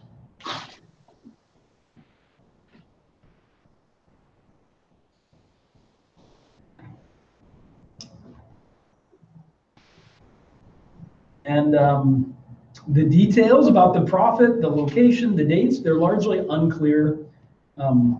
We just don't know that much about it. There's not that much that gives us any firm dating on it. So there's just some ambiguity on those things. It's kind of the scholarly discussion about, is this a literal locust plague or is this a metaphorical locust plague? The book points out that most commentators think that chapter 1 is a literal plague of locusts, but that chapter 2 becomes a metaphorical locust plague, and I guess this is the bottom one. probably chapter 1 is about a literal locust plague, and chapter 2 is a metaphorical locust plague. So there's this metaphorical locust plague, and it becomes a metaphor for the future bigger events of the day of the Lord. It's a kind of a technical phrase, the day of the Lord. I guess the other blank to fill in is the setting seems to be Jerusalem. Again, not really clear, but the day of the Lord, that's a New Testament thing too, talking about the day of the Lord. As we go through the minor prophets, this gets mentioned a lot, this image of the day of the Lord, and kind of this idea that, the Israelites viewed the day of the Lord positively. They wanted God to deliver them. They wanted God to visit them, to make his presence known. The minor prophets keep telling them no, especially when we get into Amos.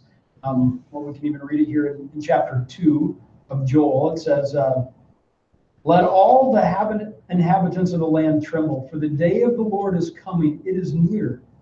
A day of darkness and gloom, a day of clouds and thick darkness. Like blackness there spread upon the mountains a great and powerful people. Their like has never been before, nor will be again after them through the years of all generations. And they expected the day of the Lord to be a good thing. And the minor prophets keep reminding them, no, for you, you're wicked. And when the day of the Lord comes, it's going to be really, really bad. Again, in chapter 2, verse 11, it says, for the day of the Lord is great and very awesome. Who can endure it? Or, let's see, it's Malachi, I think chapter 3, verse 2, but who can endure the day of his coming? And who can stand when he appears? For he's like Fuller's soap and like a fire, not getting that perfectly. But, so over and over again in the minor prophets, the day of the Lord is a bad thing. Of course, for us as New Testament believers, it's a good thing. I think about the New Testament books. First Thessalonians talks about the Lord appearing and it being a great joy for us, and a day when God would bring vengeance upon his enemies, those who have oppressed believers. And so we look forward to it if we're believers in Jesus Christ, but for other people, it's a bad day. And I think it's best to view the day of the Lord as something that repeats throughout history, that has multiple fulfillments. I would look to AD 70 as being a day of the Lord. Of course, the Assyrians and the Babylonians attacking, I would see those as being days of the Lord. Of course, when the Antichrist comes in full measure, that'll be a day of the Lord. Well, I guess when Jesus comes, that'll be the day of the Lord, not the Antichrist.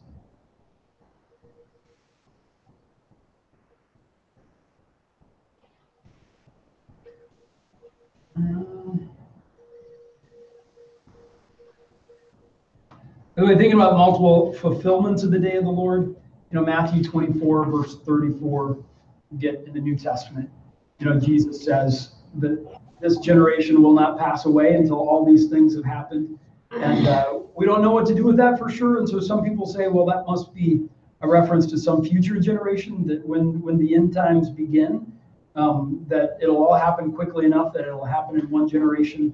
I'm inclined to think that we can take Jesus even at more face value and say that, well, Jesus did return when that generation was alive. The day of the Lord came through Jesus's destruction of Jerusalem through the Roman government. And so I would see that as one of the fulfillments of the day of the Lord. Yeah. Of course, Joel 2, you guys probably know, verses 28 through 29 is quoted in Acts. Fulfilled on the day of Pentecost.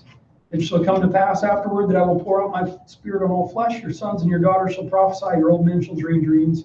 Your young men shall see visions, even on the male and female servants. In those days I will pour out my spirit. I thought the salvation of the book was really cool. About that. British.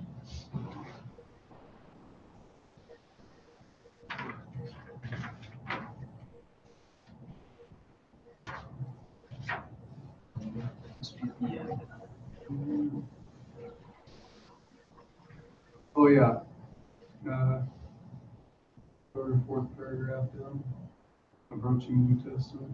But in ancient Israel, the sociological pecking order and all that about the prayer, or an ancient prayer uttered at daybreak by the Jewish male reflects this structure, and the prayer man thanks God that he was not born a slave, a Gentile, or a woman.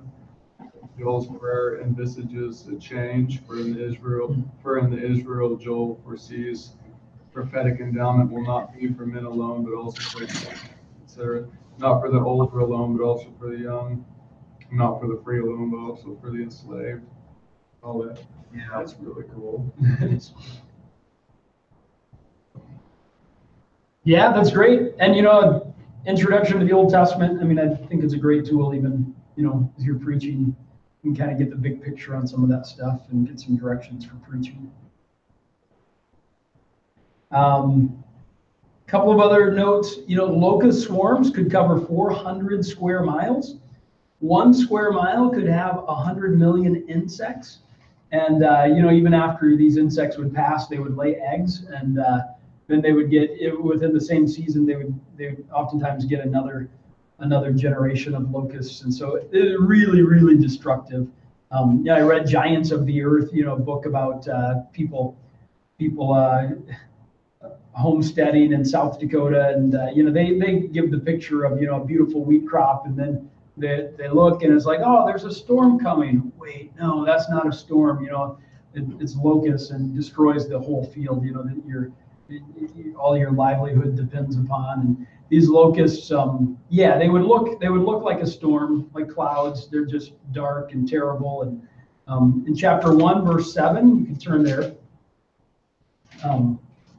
It says, "It has laid waste my vine and splintered my fig tree." Walton points out that locusts don't especially like to eat vines or fig trees. For the next verse, it's stripped off their bark. They don't like to eat bark. And so by eating the vine and the fig tree and the bark, that's a way of saying there's nothing left for them to eat. And so they're eating everything they could possibly eat.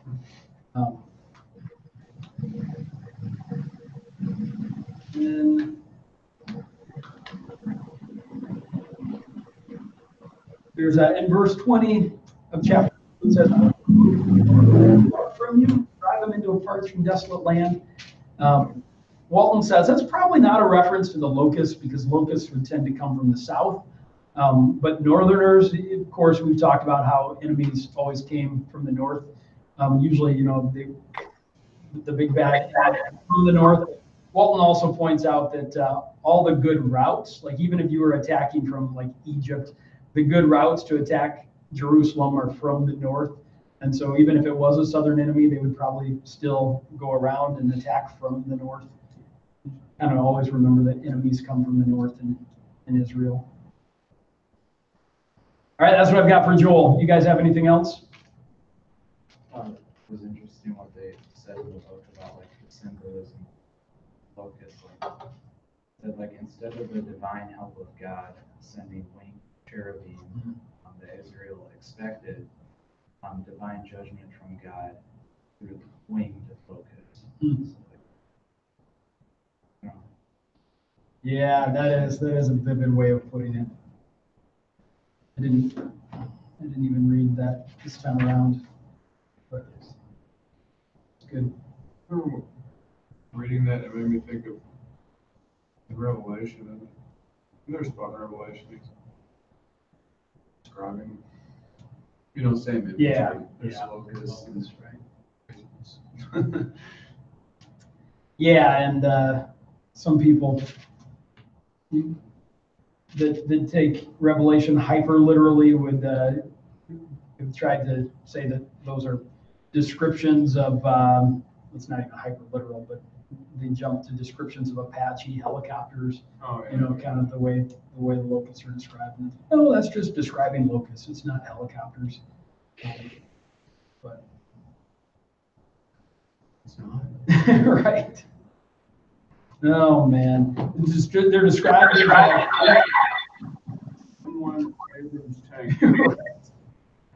yeah, weird stuff people do. All right, we better go to Amos. Amos was from, who knows? Remember the town he was from? I'm trying to catch it before I lose my chance. Get it quickly. You'll see it. It's right there in the first verse.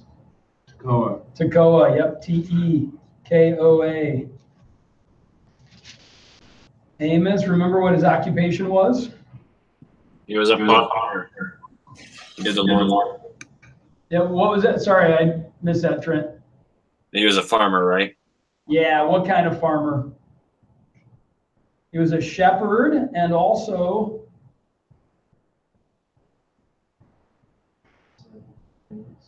sycamore figs.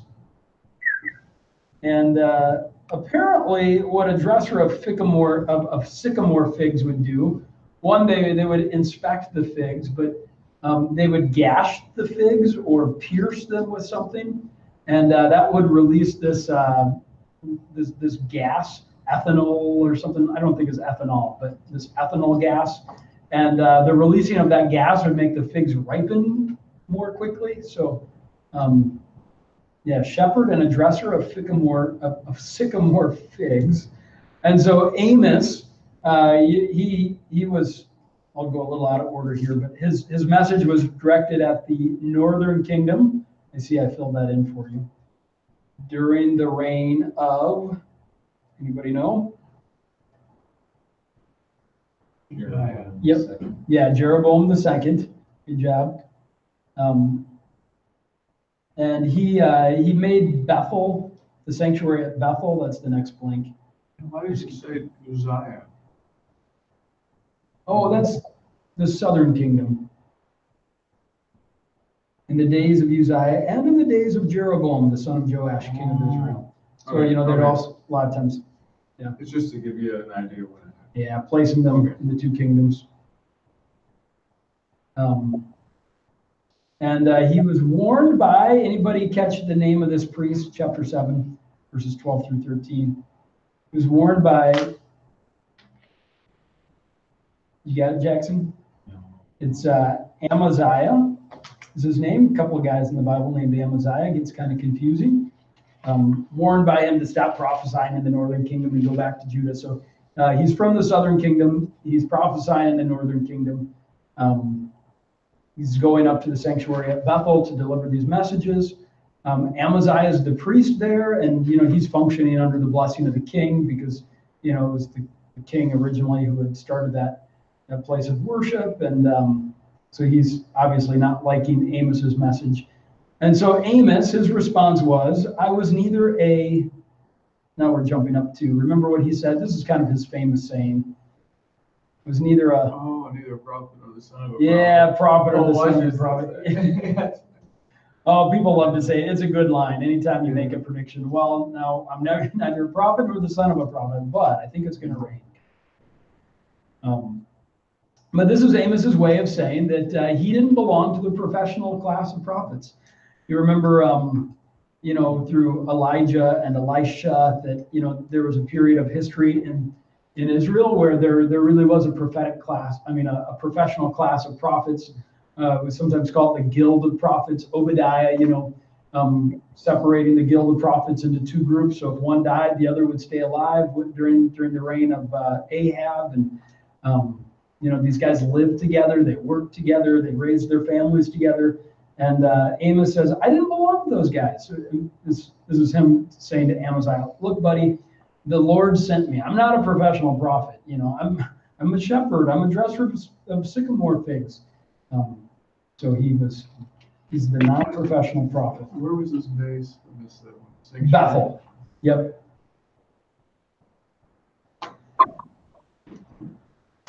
Of course, in Amos, if you look in chapter 1, we get one of those formulas again. For 3 transgressions of Damascus, and for 4, I will not revoke the punishment. That's going to be a common refrain, a repeated refrain.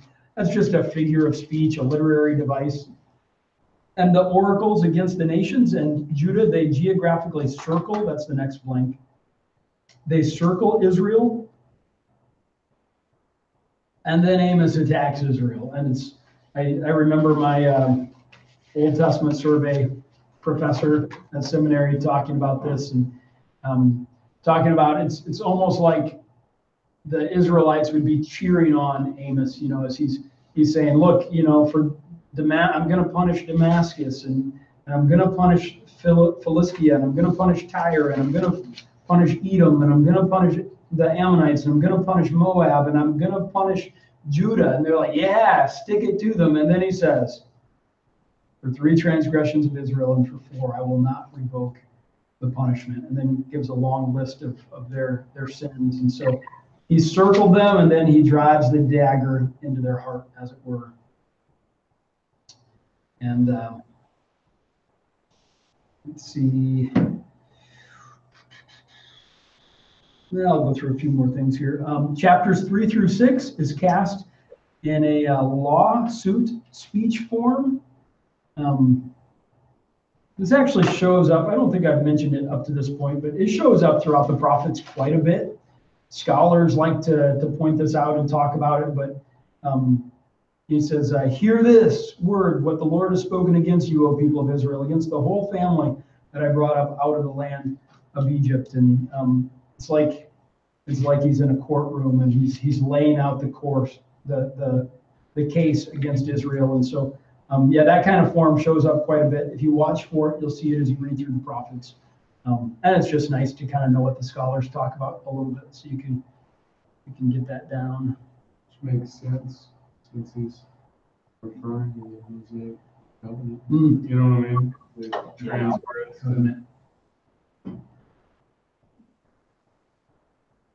Yeah, for sure. Curses are going to be.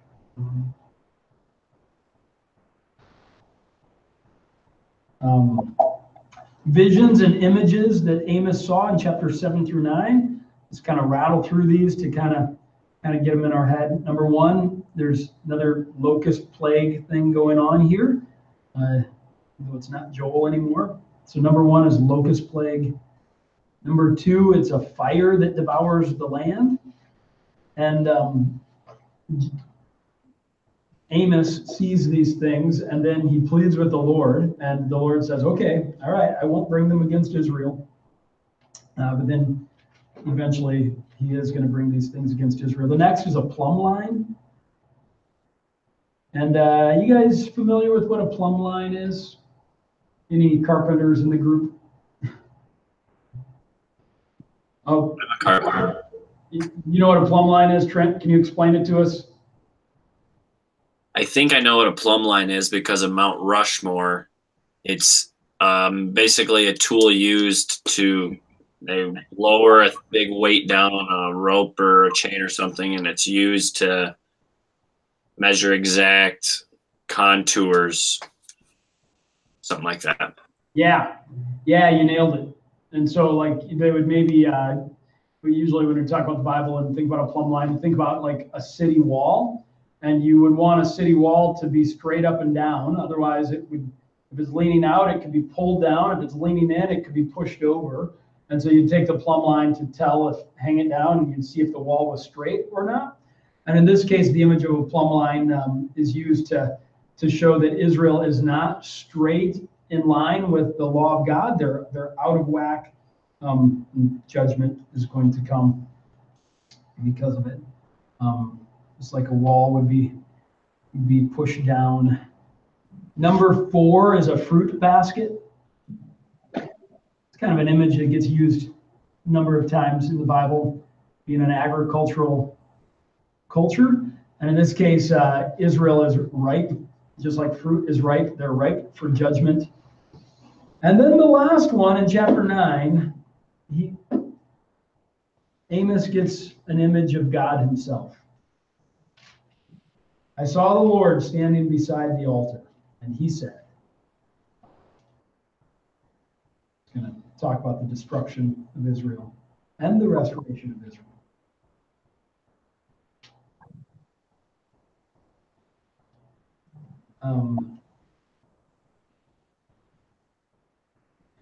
Could point out a few other things. Chapter 1, verse 4. see if you guys remember this king. The Bible says, "Fire upon the house of Hazael, and it shall devour the strongholds of Ben Hadad." Guys know what nation's being talked about here? 3 transgressions of Damascus. What country had Damascus as a capital and had Hazael and Ben Hadad as kings? Samaria is the capital of Israel. So it's not Samaria. Yeah. Not, what's that? Not Syria. just Syria, not Assyria. Yeah. Yep, this is Syria, the nation to the north. And Hazael and Ben Hadad, I don't know if we've talked about this much, but those were dynastic throne names.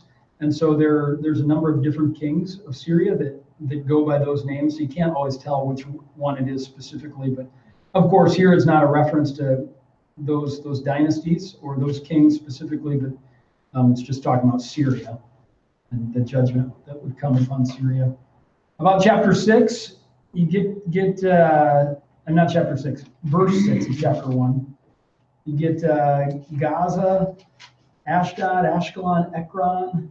It's kind of fun to see those cities. Of course, it's the Philistine Pentapolis that's being described there, and more generally, the nation of Philistia itself. Verse 9. What do you think the allusion here is? It says, "For 3 transgressions of Tyre and for 4 I will not revoke the punishment, because they delivered up a whole people to Edom and did not remember the covenant of brotherhood." What do you think that covenant of brotherhood is a reference to?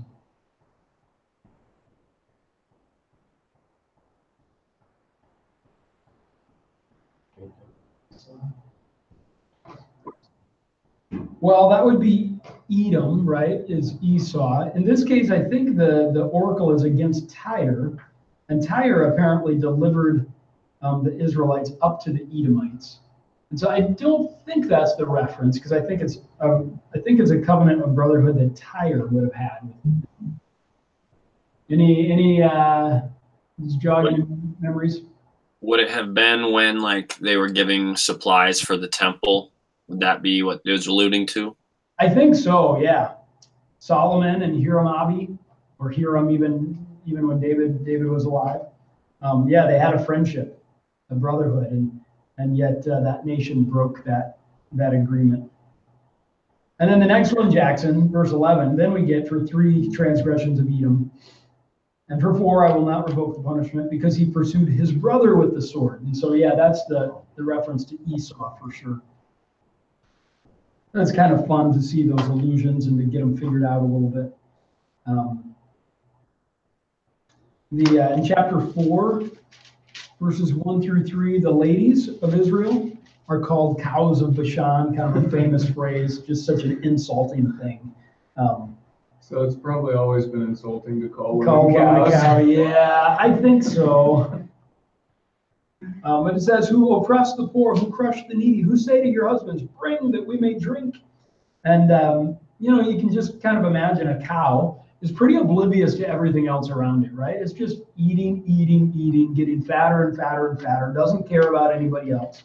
And chapter 4, verse 1. And that's the picture here. I mean, so much of Amos with Jeroboam II as the backdrop, so much of it is that Israel is incredibly wealthy, they're incredibly prosperous, but they are oppressing the poor. They don't care about anything else. They're not concerned about sin. They just care about themselves. And so, that's the judgment here on the women called cows of Bashan.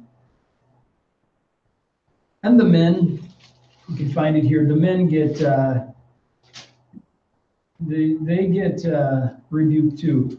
It says, "Woe to those who lie on beds of ivory and stretch themselves out on their couches and eat lambs from the flock and calves from the midst of the stall, who sing idle songs to the sound of the harp, and like David invent for themselves instruments of music and drink wine in bowls and anoint themselves with the finest oil, but are not grieved over the ruin of Joseph."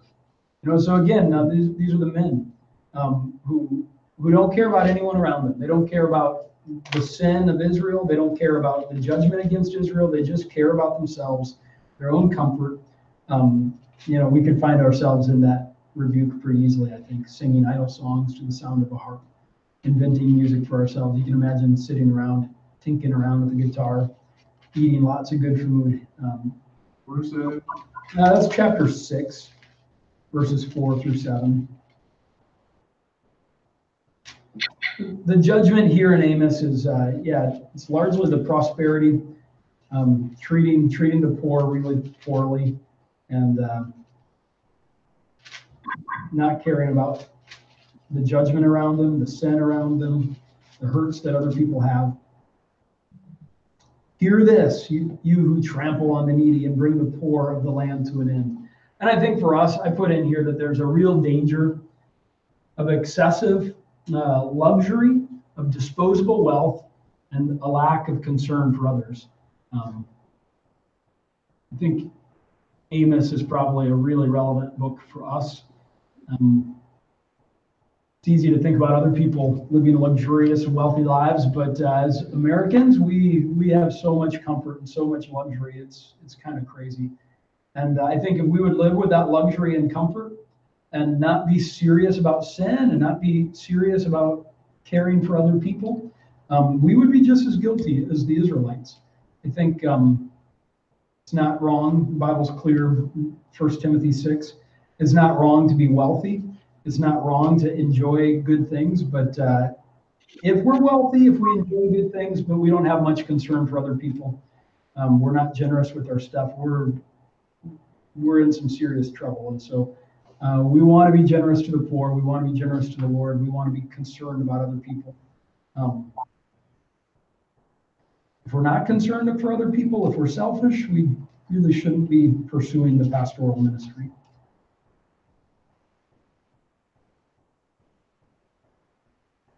A couple other cool references, then we'll move on. Chapter 6, verse 13. Where's that? Let me see here. Lo-debar. Oh, I'm in chapter 7. Yeah, Lo-debar is what I was looking for. It's in the wrong chapter. It says, you who rejoice in Lo-debar, who say, have we not by our own strength captured Karnaim for ourselves? Lo-debar should technically be written with an E, not with an A, Lo-debar. But this is a intentional revocalization, a play on words. Lo-debar, if your Bible might point this out in the note below, but it means nothing. And so it's a mocking, you who rejoice in nothing. We say, have we not by our own strength captured Karnaim for ourselves? And that was a victory that Jeroboam II had captured the city. And God's not impressed by that and the pride that came with that victory.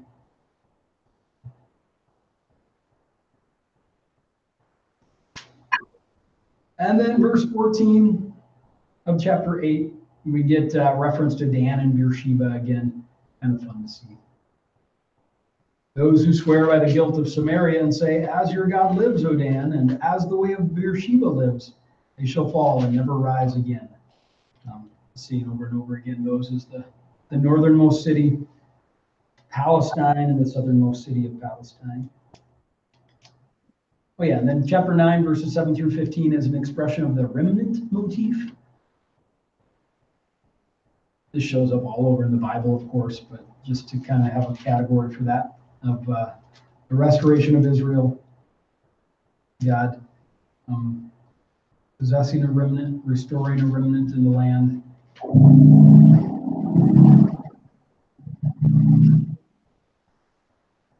All right, anything else from the book of Amos you guys are interested in talking about?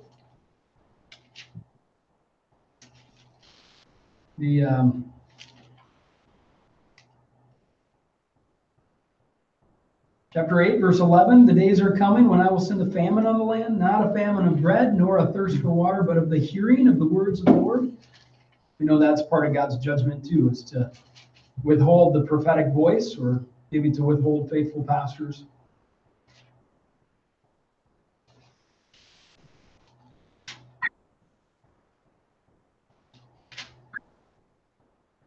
All right, let's turn to Obadiah.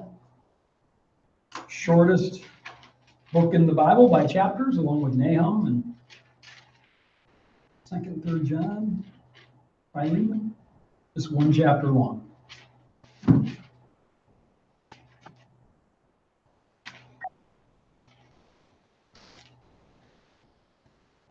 Of course, we've talked about a number of times, Obadiah is an oracle against a single nation, Edom. This is not unlike any of the oracles that are in the book of Isaiah or other books of the Bible, but this one has become its own book all by itself. There's other oracles that, are very similar that could have been their own book too, but Obadiah has become its own book. And it's a woe against Edom. Who descended from who, Jackson? Esau. Yeah, Esau. Hopefully you guys have that down by now. Their great crime, and I spelled "their" wrong, but their great crime was their invasion of Judah.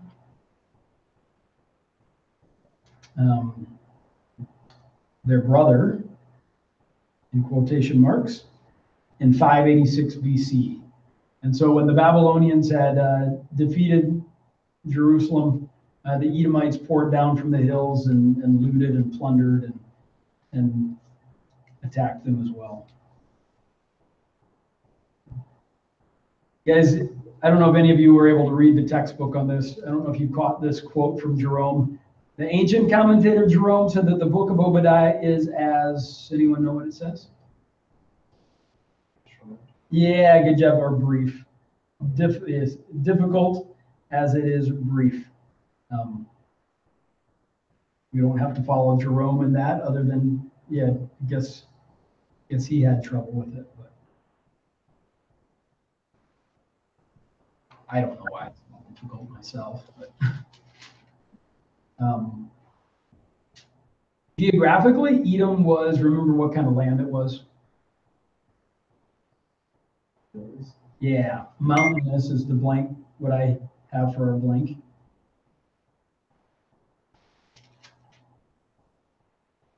So Edom felt proud, they felt secure and safe up in the hills.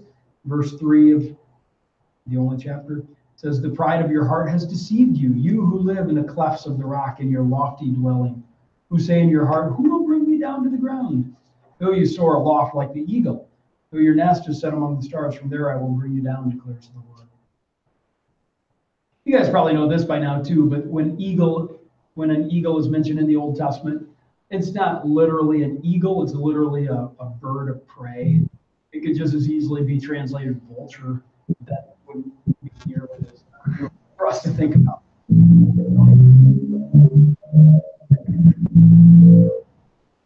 Right. The source of income came from taxing trade and trade routes. Give you a little bit of reference. And which person from the New Testament was an Edomite, also known as an Idumean? It was in our textbook. Herod the Great.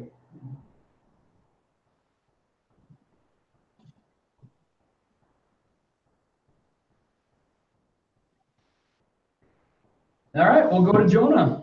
I know it's kind of a lot of info to sit and take all at once, but we've got 2 more left. We'll try and get through them, and then we'll go home. So if you can push through. You guys are familiar with Jonah. This one will be a little easier to talk about. What do you want to say about Jonah? Jason?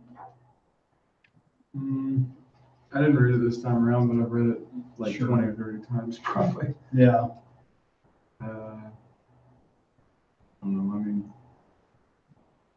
I always think of it on 3 levels, I guess. Obviously, the story itself, and I don't know all the details of the culture. Obviously, the Assyrians are scary, and wouldn't want to preach it. Yeah. But obviously, with the grace of God, and I was just thinking actually, like this week or last week, think about the nature of the grace of God on one level towards anyone who he pursues.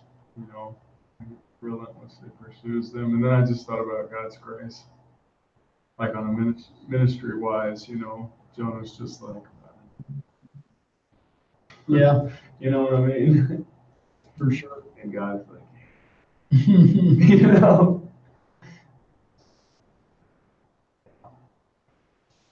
I don't know. Yeah, I think a lot of people can relate to Jonah. I know going to seminary, it seemed like a lot of people, as they described their call into ministry, you know, they felt like they were like Jonah going, they knew they were called into ministry, but they were going in the other direction, and God did something crazy to get them into ministry. And so I think it connects with a lot of people in a lot of ways. Though, you know, one thing that it always sort of bothered me is that it seems like a lot of times people want to set Jonah up as a hero, or they're real sympathetic to Jonah. And, you know, maybe we can be sympathetic to him a little bit, but Jonah's not a hero in any way. He's grumpy at the beginning and he's grumpy at the end. He has no compassion. He's not even as good as the pagan sailors or the Ninevites, for that matter, who repent. I mean, he's just a pouty prophet who doesn't listen to God, and he never gets an attitude change. And so I don't think we want to set him up as a hero.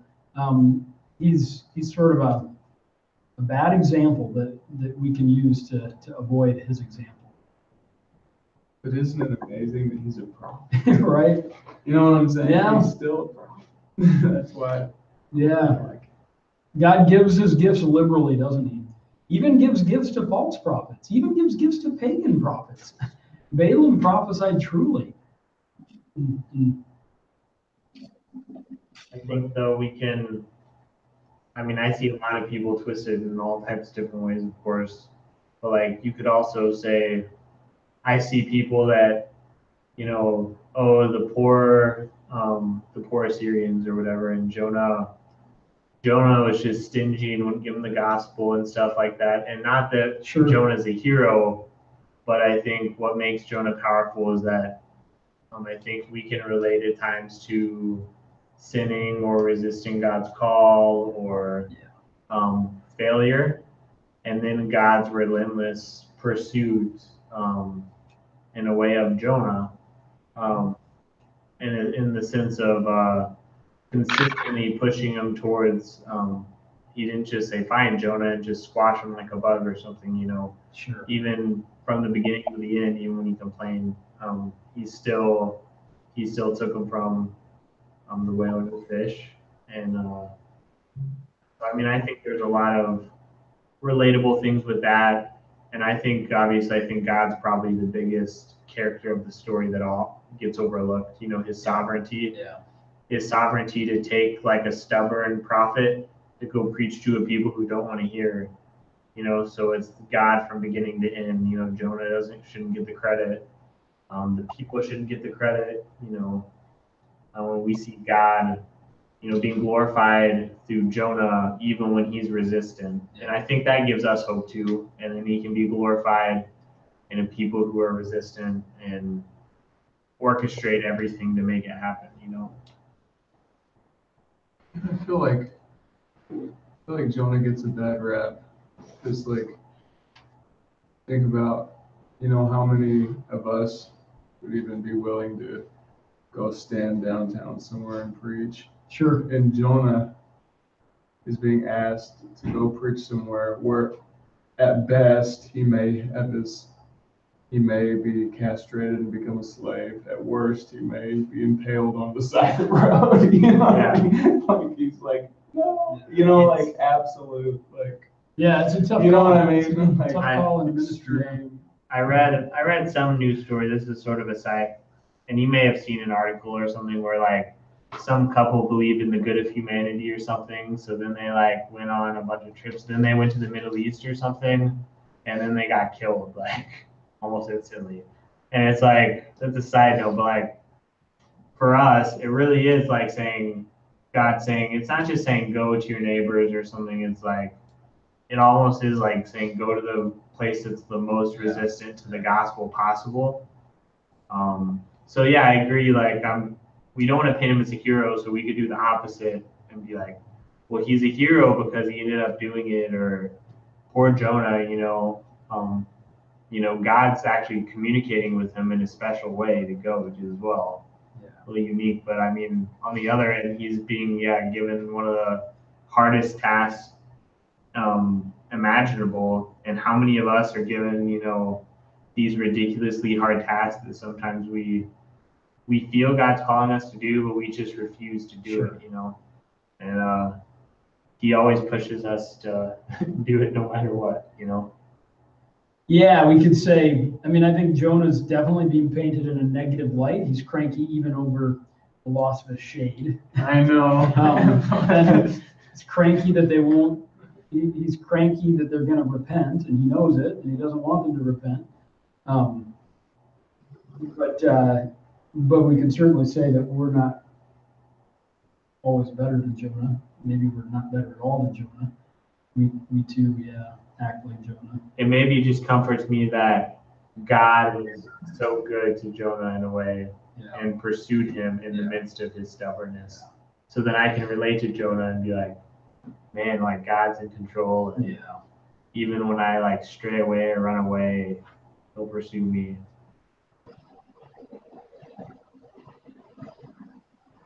All right, Jonah, let's just give you the blanks real fast. Jonah was a prophet from, who knows? Gath-Hepher. Gath-Hepher, Gath-Hepher. Kind of a weird name. Like P-H-E-R. Yep. God sent him, of course, to preach to what town? Nineveh, capital of Assyria. Hopefully we've got all that down now. Because Jonah did not want them to repent and avoid judgment, he disobeyed God and went to, who remembers? Tarshish, by way of Joppa. Yep. Well played. And, Walton points out Tarshish was the farthest known point. Perhaps there's a couple of possibilities for the city of Tarshish. We don't know where it was for sure, but perhaps in modern day Spain, southern part of Spain. And so he was going a long way away, really trying to avoid this call. It says that in Solomon's day, to get to Tarshish by ship, the merchant ships that would go to Tarshish, it took them, for a round trip, it took them 3 years to get there and to come back. And so he's taken like a mega trip to try to avoid this call. Yeah, that's like there's no way I'm ever going to do this Right. trip. Like, he's not joking around. And God It's can't not like get I'm me if gonna I do go this to later. It's like I'm exactly. Pagan sailors, of course, are being betrayed as better than Jonah. And think about they're the ones that are praying, although they're praying to their gods, hoping one of their gods might save them. They wake Jonah up, hoping that Jonah's God might save them, and they want Jonah to pray. But Jonah's sleeping, they're praying. Jonah says, "Throw me into the ocean," and they have compassion and won't throw him into the ocean. So they're being portrayed as better than Jonah. The Assyrians are being portrayed as better than Jonah. They're repenting in sackcloth, even putting sackcloth on their animals, which may be just a misguided view of what God required of people that are repenting, but they're going for the gusto. Maybe they knew that God would say "and cows" at the end of the book, and livestock. They're like, these cows are getting to heaven. We don't want judgment to fall on our cow. Yeah. Let's get them covered too. And so they're going to the nines, but Jonah's not. The fish was an agent of judgment or salvation? Was the fish good or bad for Jonah?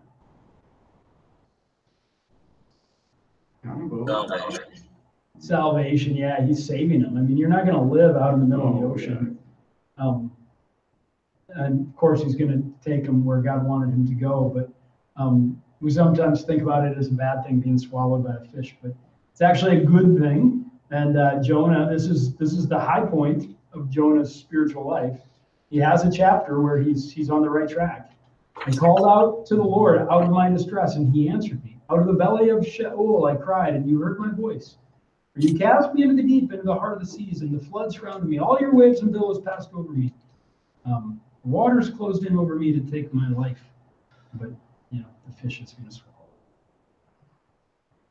swallow. And Walton points out that the Hebrews really didn't have a word for whale.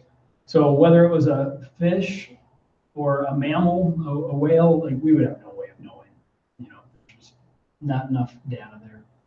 Of course, there's discussion about whether it's literal or figurative. I'm going to say literal. They kind of soften it a little bit and say, well, people might have different views, and that's cool, whether it's a parable or whether it's literal.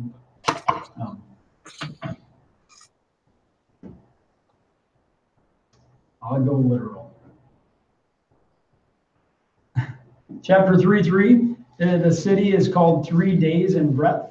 All the commentators point out that there was no city that would have actually taken 3 days to get around. They think that probably meant 3 days, that it took Jonah 3 days to hit all the 12 gates in the town and to hit the various temples and to deliver his message. So it took 3 days to get through the town, sort of a thing.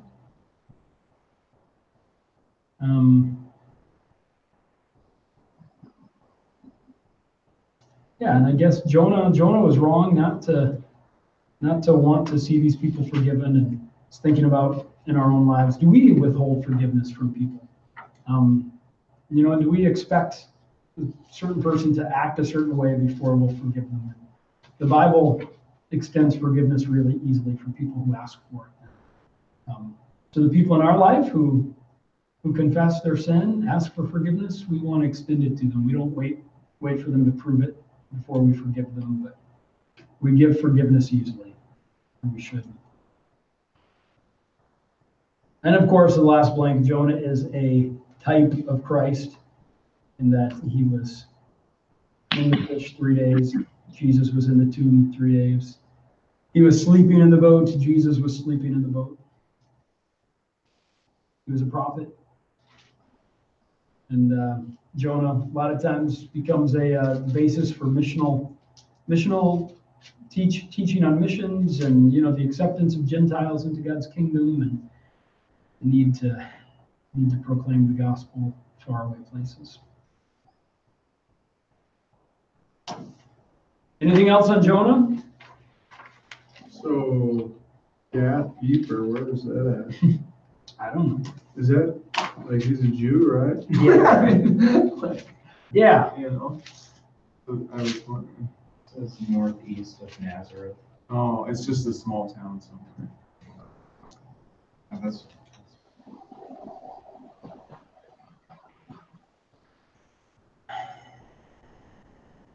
Okay.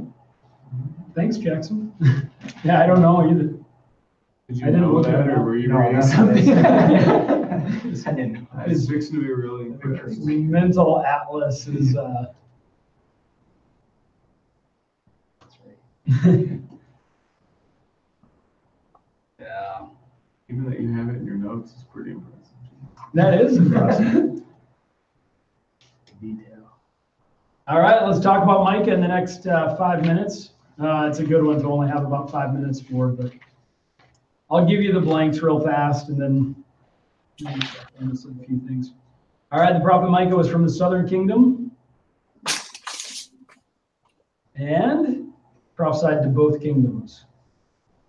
You might remember that we're told in Jeremiah that King Hezekiah, this is the only place Micah is mentioned in the Bible outside of the book of Micah, he repented under the ministry of Micah, and that was in contrast to Jehoiakim under the ministry of Jeremiah. Jehoiakim did not repent, but persecuted Jeremiah. It was Luther, this is going to be a negative example for us to avoid, Luther who said the prophets have a queer way of talking, like people who instead of proceeding in an orderly manner, ramble off from one thing to the next so that you cannot make head or tail of them or see what they are getting at. And I think the answer to that Luther didn't understand is that we should understand that the prophetic books are largely anthologies of prophetic messages. And we can take from that we oftentimes need to take Luther with a grain of salt. He sometimes says some pretty nasty things about books of the Bible. as great as he was on justification by faith. Chapter 1, verses 10 through 15. If you didn't read your book, this is a really awesome thing to pick up on.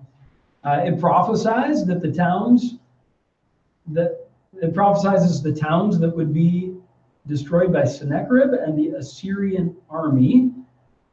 This is in 701 BC, using wordplay to describe the impending judgment. And so this is the siege by Sennacherib against Hezekiah when he got close to Jerusalem, and then an angel came and killed 185,000. But before he ever got close to Jerusalem, he destroyed lots of towns on the way up to Jerusalem. And Micah prophesies about that. It says, "Tell it not in Gath, weep not at all. In Beth Afra, roll yourselves in dust. Pass on your way." Maybe he's using wordplay. I don't have all these word meanings memorized, but maybe I'll read real quick from the textbook. Oh yeah, they say they give a paraphrase, James Moffat's paraphrase, to help us see what's going on. It says, "Tell it not in Tellington, wail not in wailing. Dust manor will eat dirt, dressy town flee naked. Safe fold will not save, Walchester's walls are down, a bitter dose drinks Bitterton," and a few other things. But so he's using the rough meaning of these words, or what the words sound like, to talk about the impending judgment. It's sort of cool. Then chapter 4 gets quoted a lot. Of the Lord. Put in here chapter 4 and a lot of things like it has multiple fulfillments.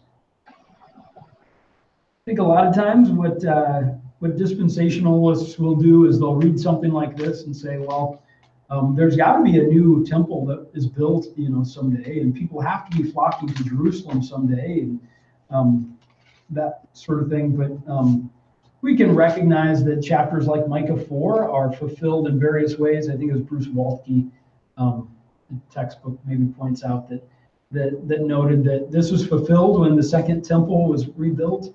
This was fulfilled when Jesus ascended into heaven, or was born, I think I put down here.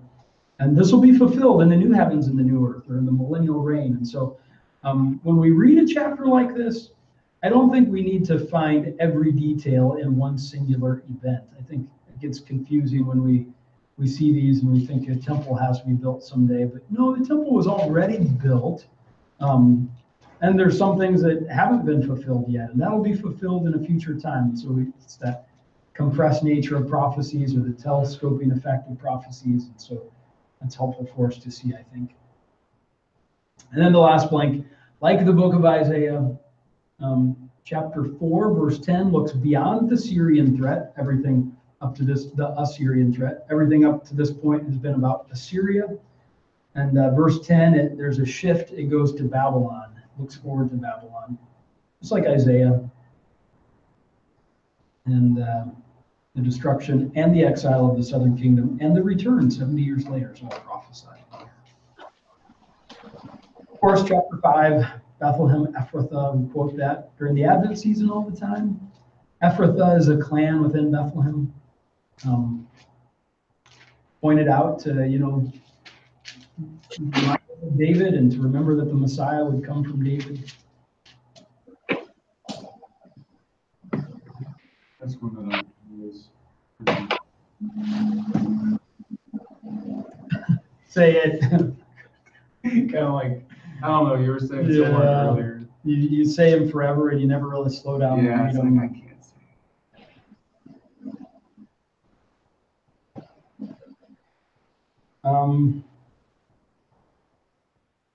Yeah, anything else from Micah you guys want to talk about?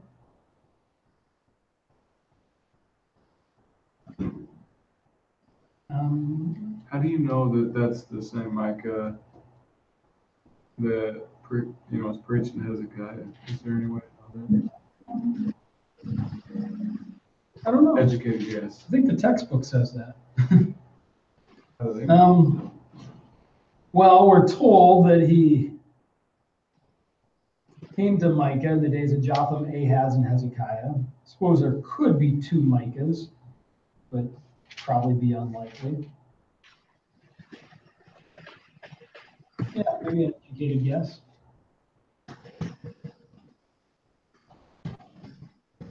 How many prophets are talking to the kings? Right.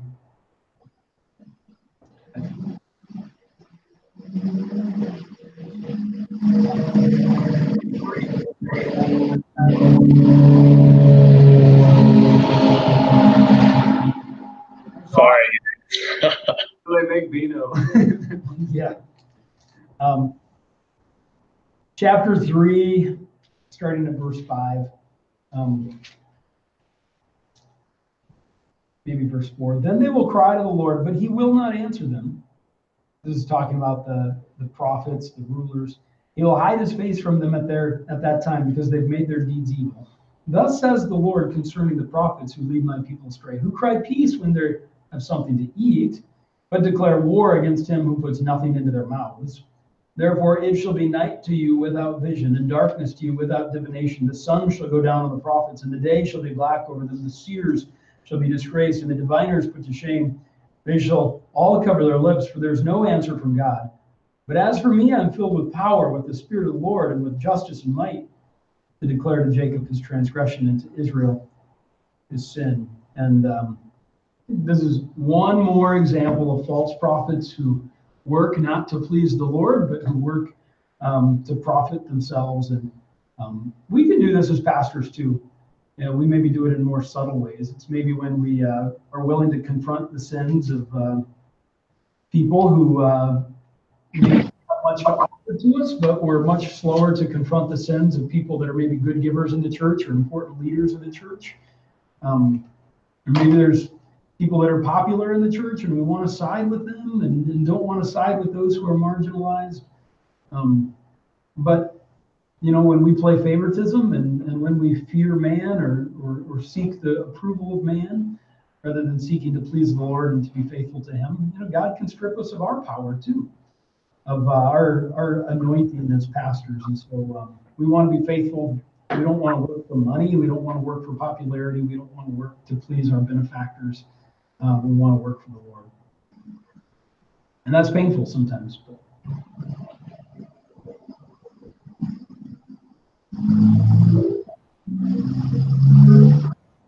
all right. Anybody have anything else they want to say?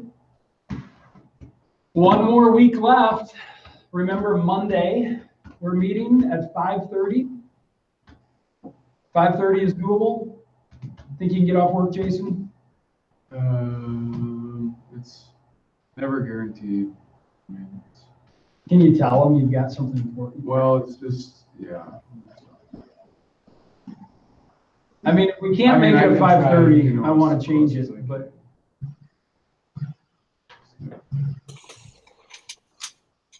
I mean, I do, do my best.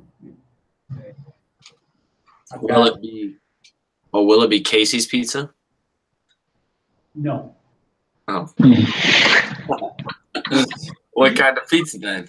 Did you want Casey's Pizza? No, I just didn't know about any other pizza in Del Rapids. Oh, we've got Pizza Ranch and Cubby's. I forgot about that. Yeah. We've got pizza. Cubby's makes pizza? Oh, yeah. Casey's going to be cheaper than Pizza Ranch. I don't know if they deliver, though. I need someone to deliver it. You're going to go fetch it for us. Man. I mean, the 5-minute drive might save you $5 a pizza or something. Pizza Ranch is like $14-15 on a large pizza sometimes. Yeah, we can usually. Plus delivery.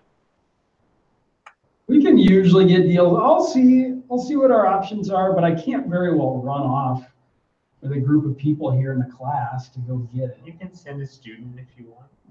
Pizza day. it. There. Cool.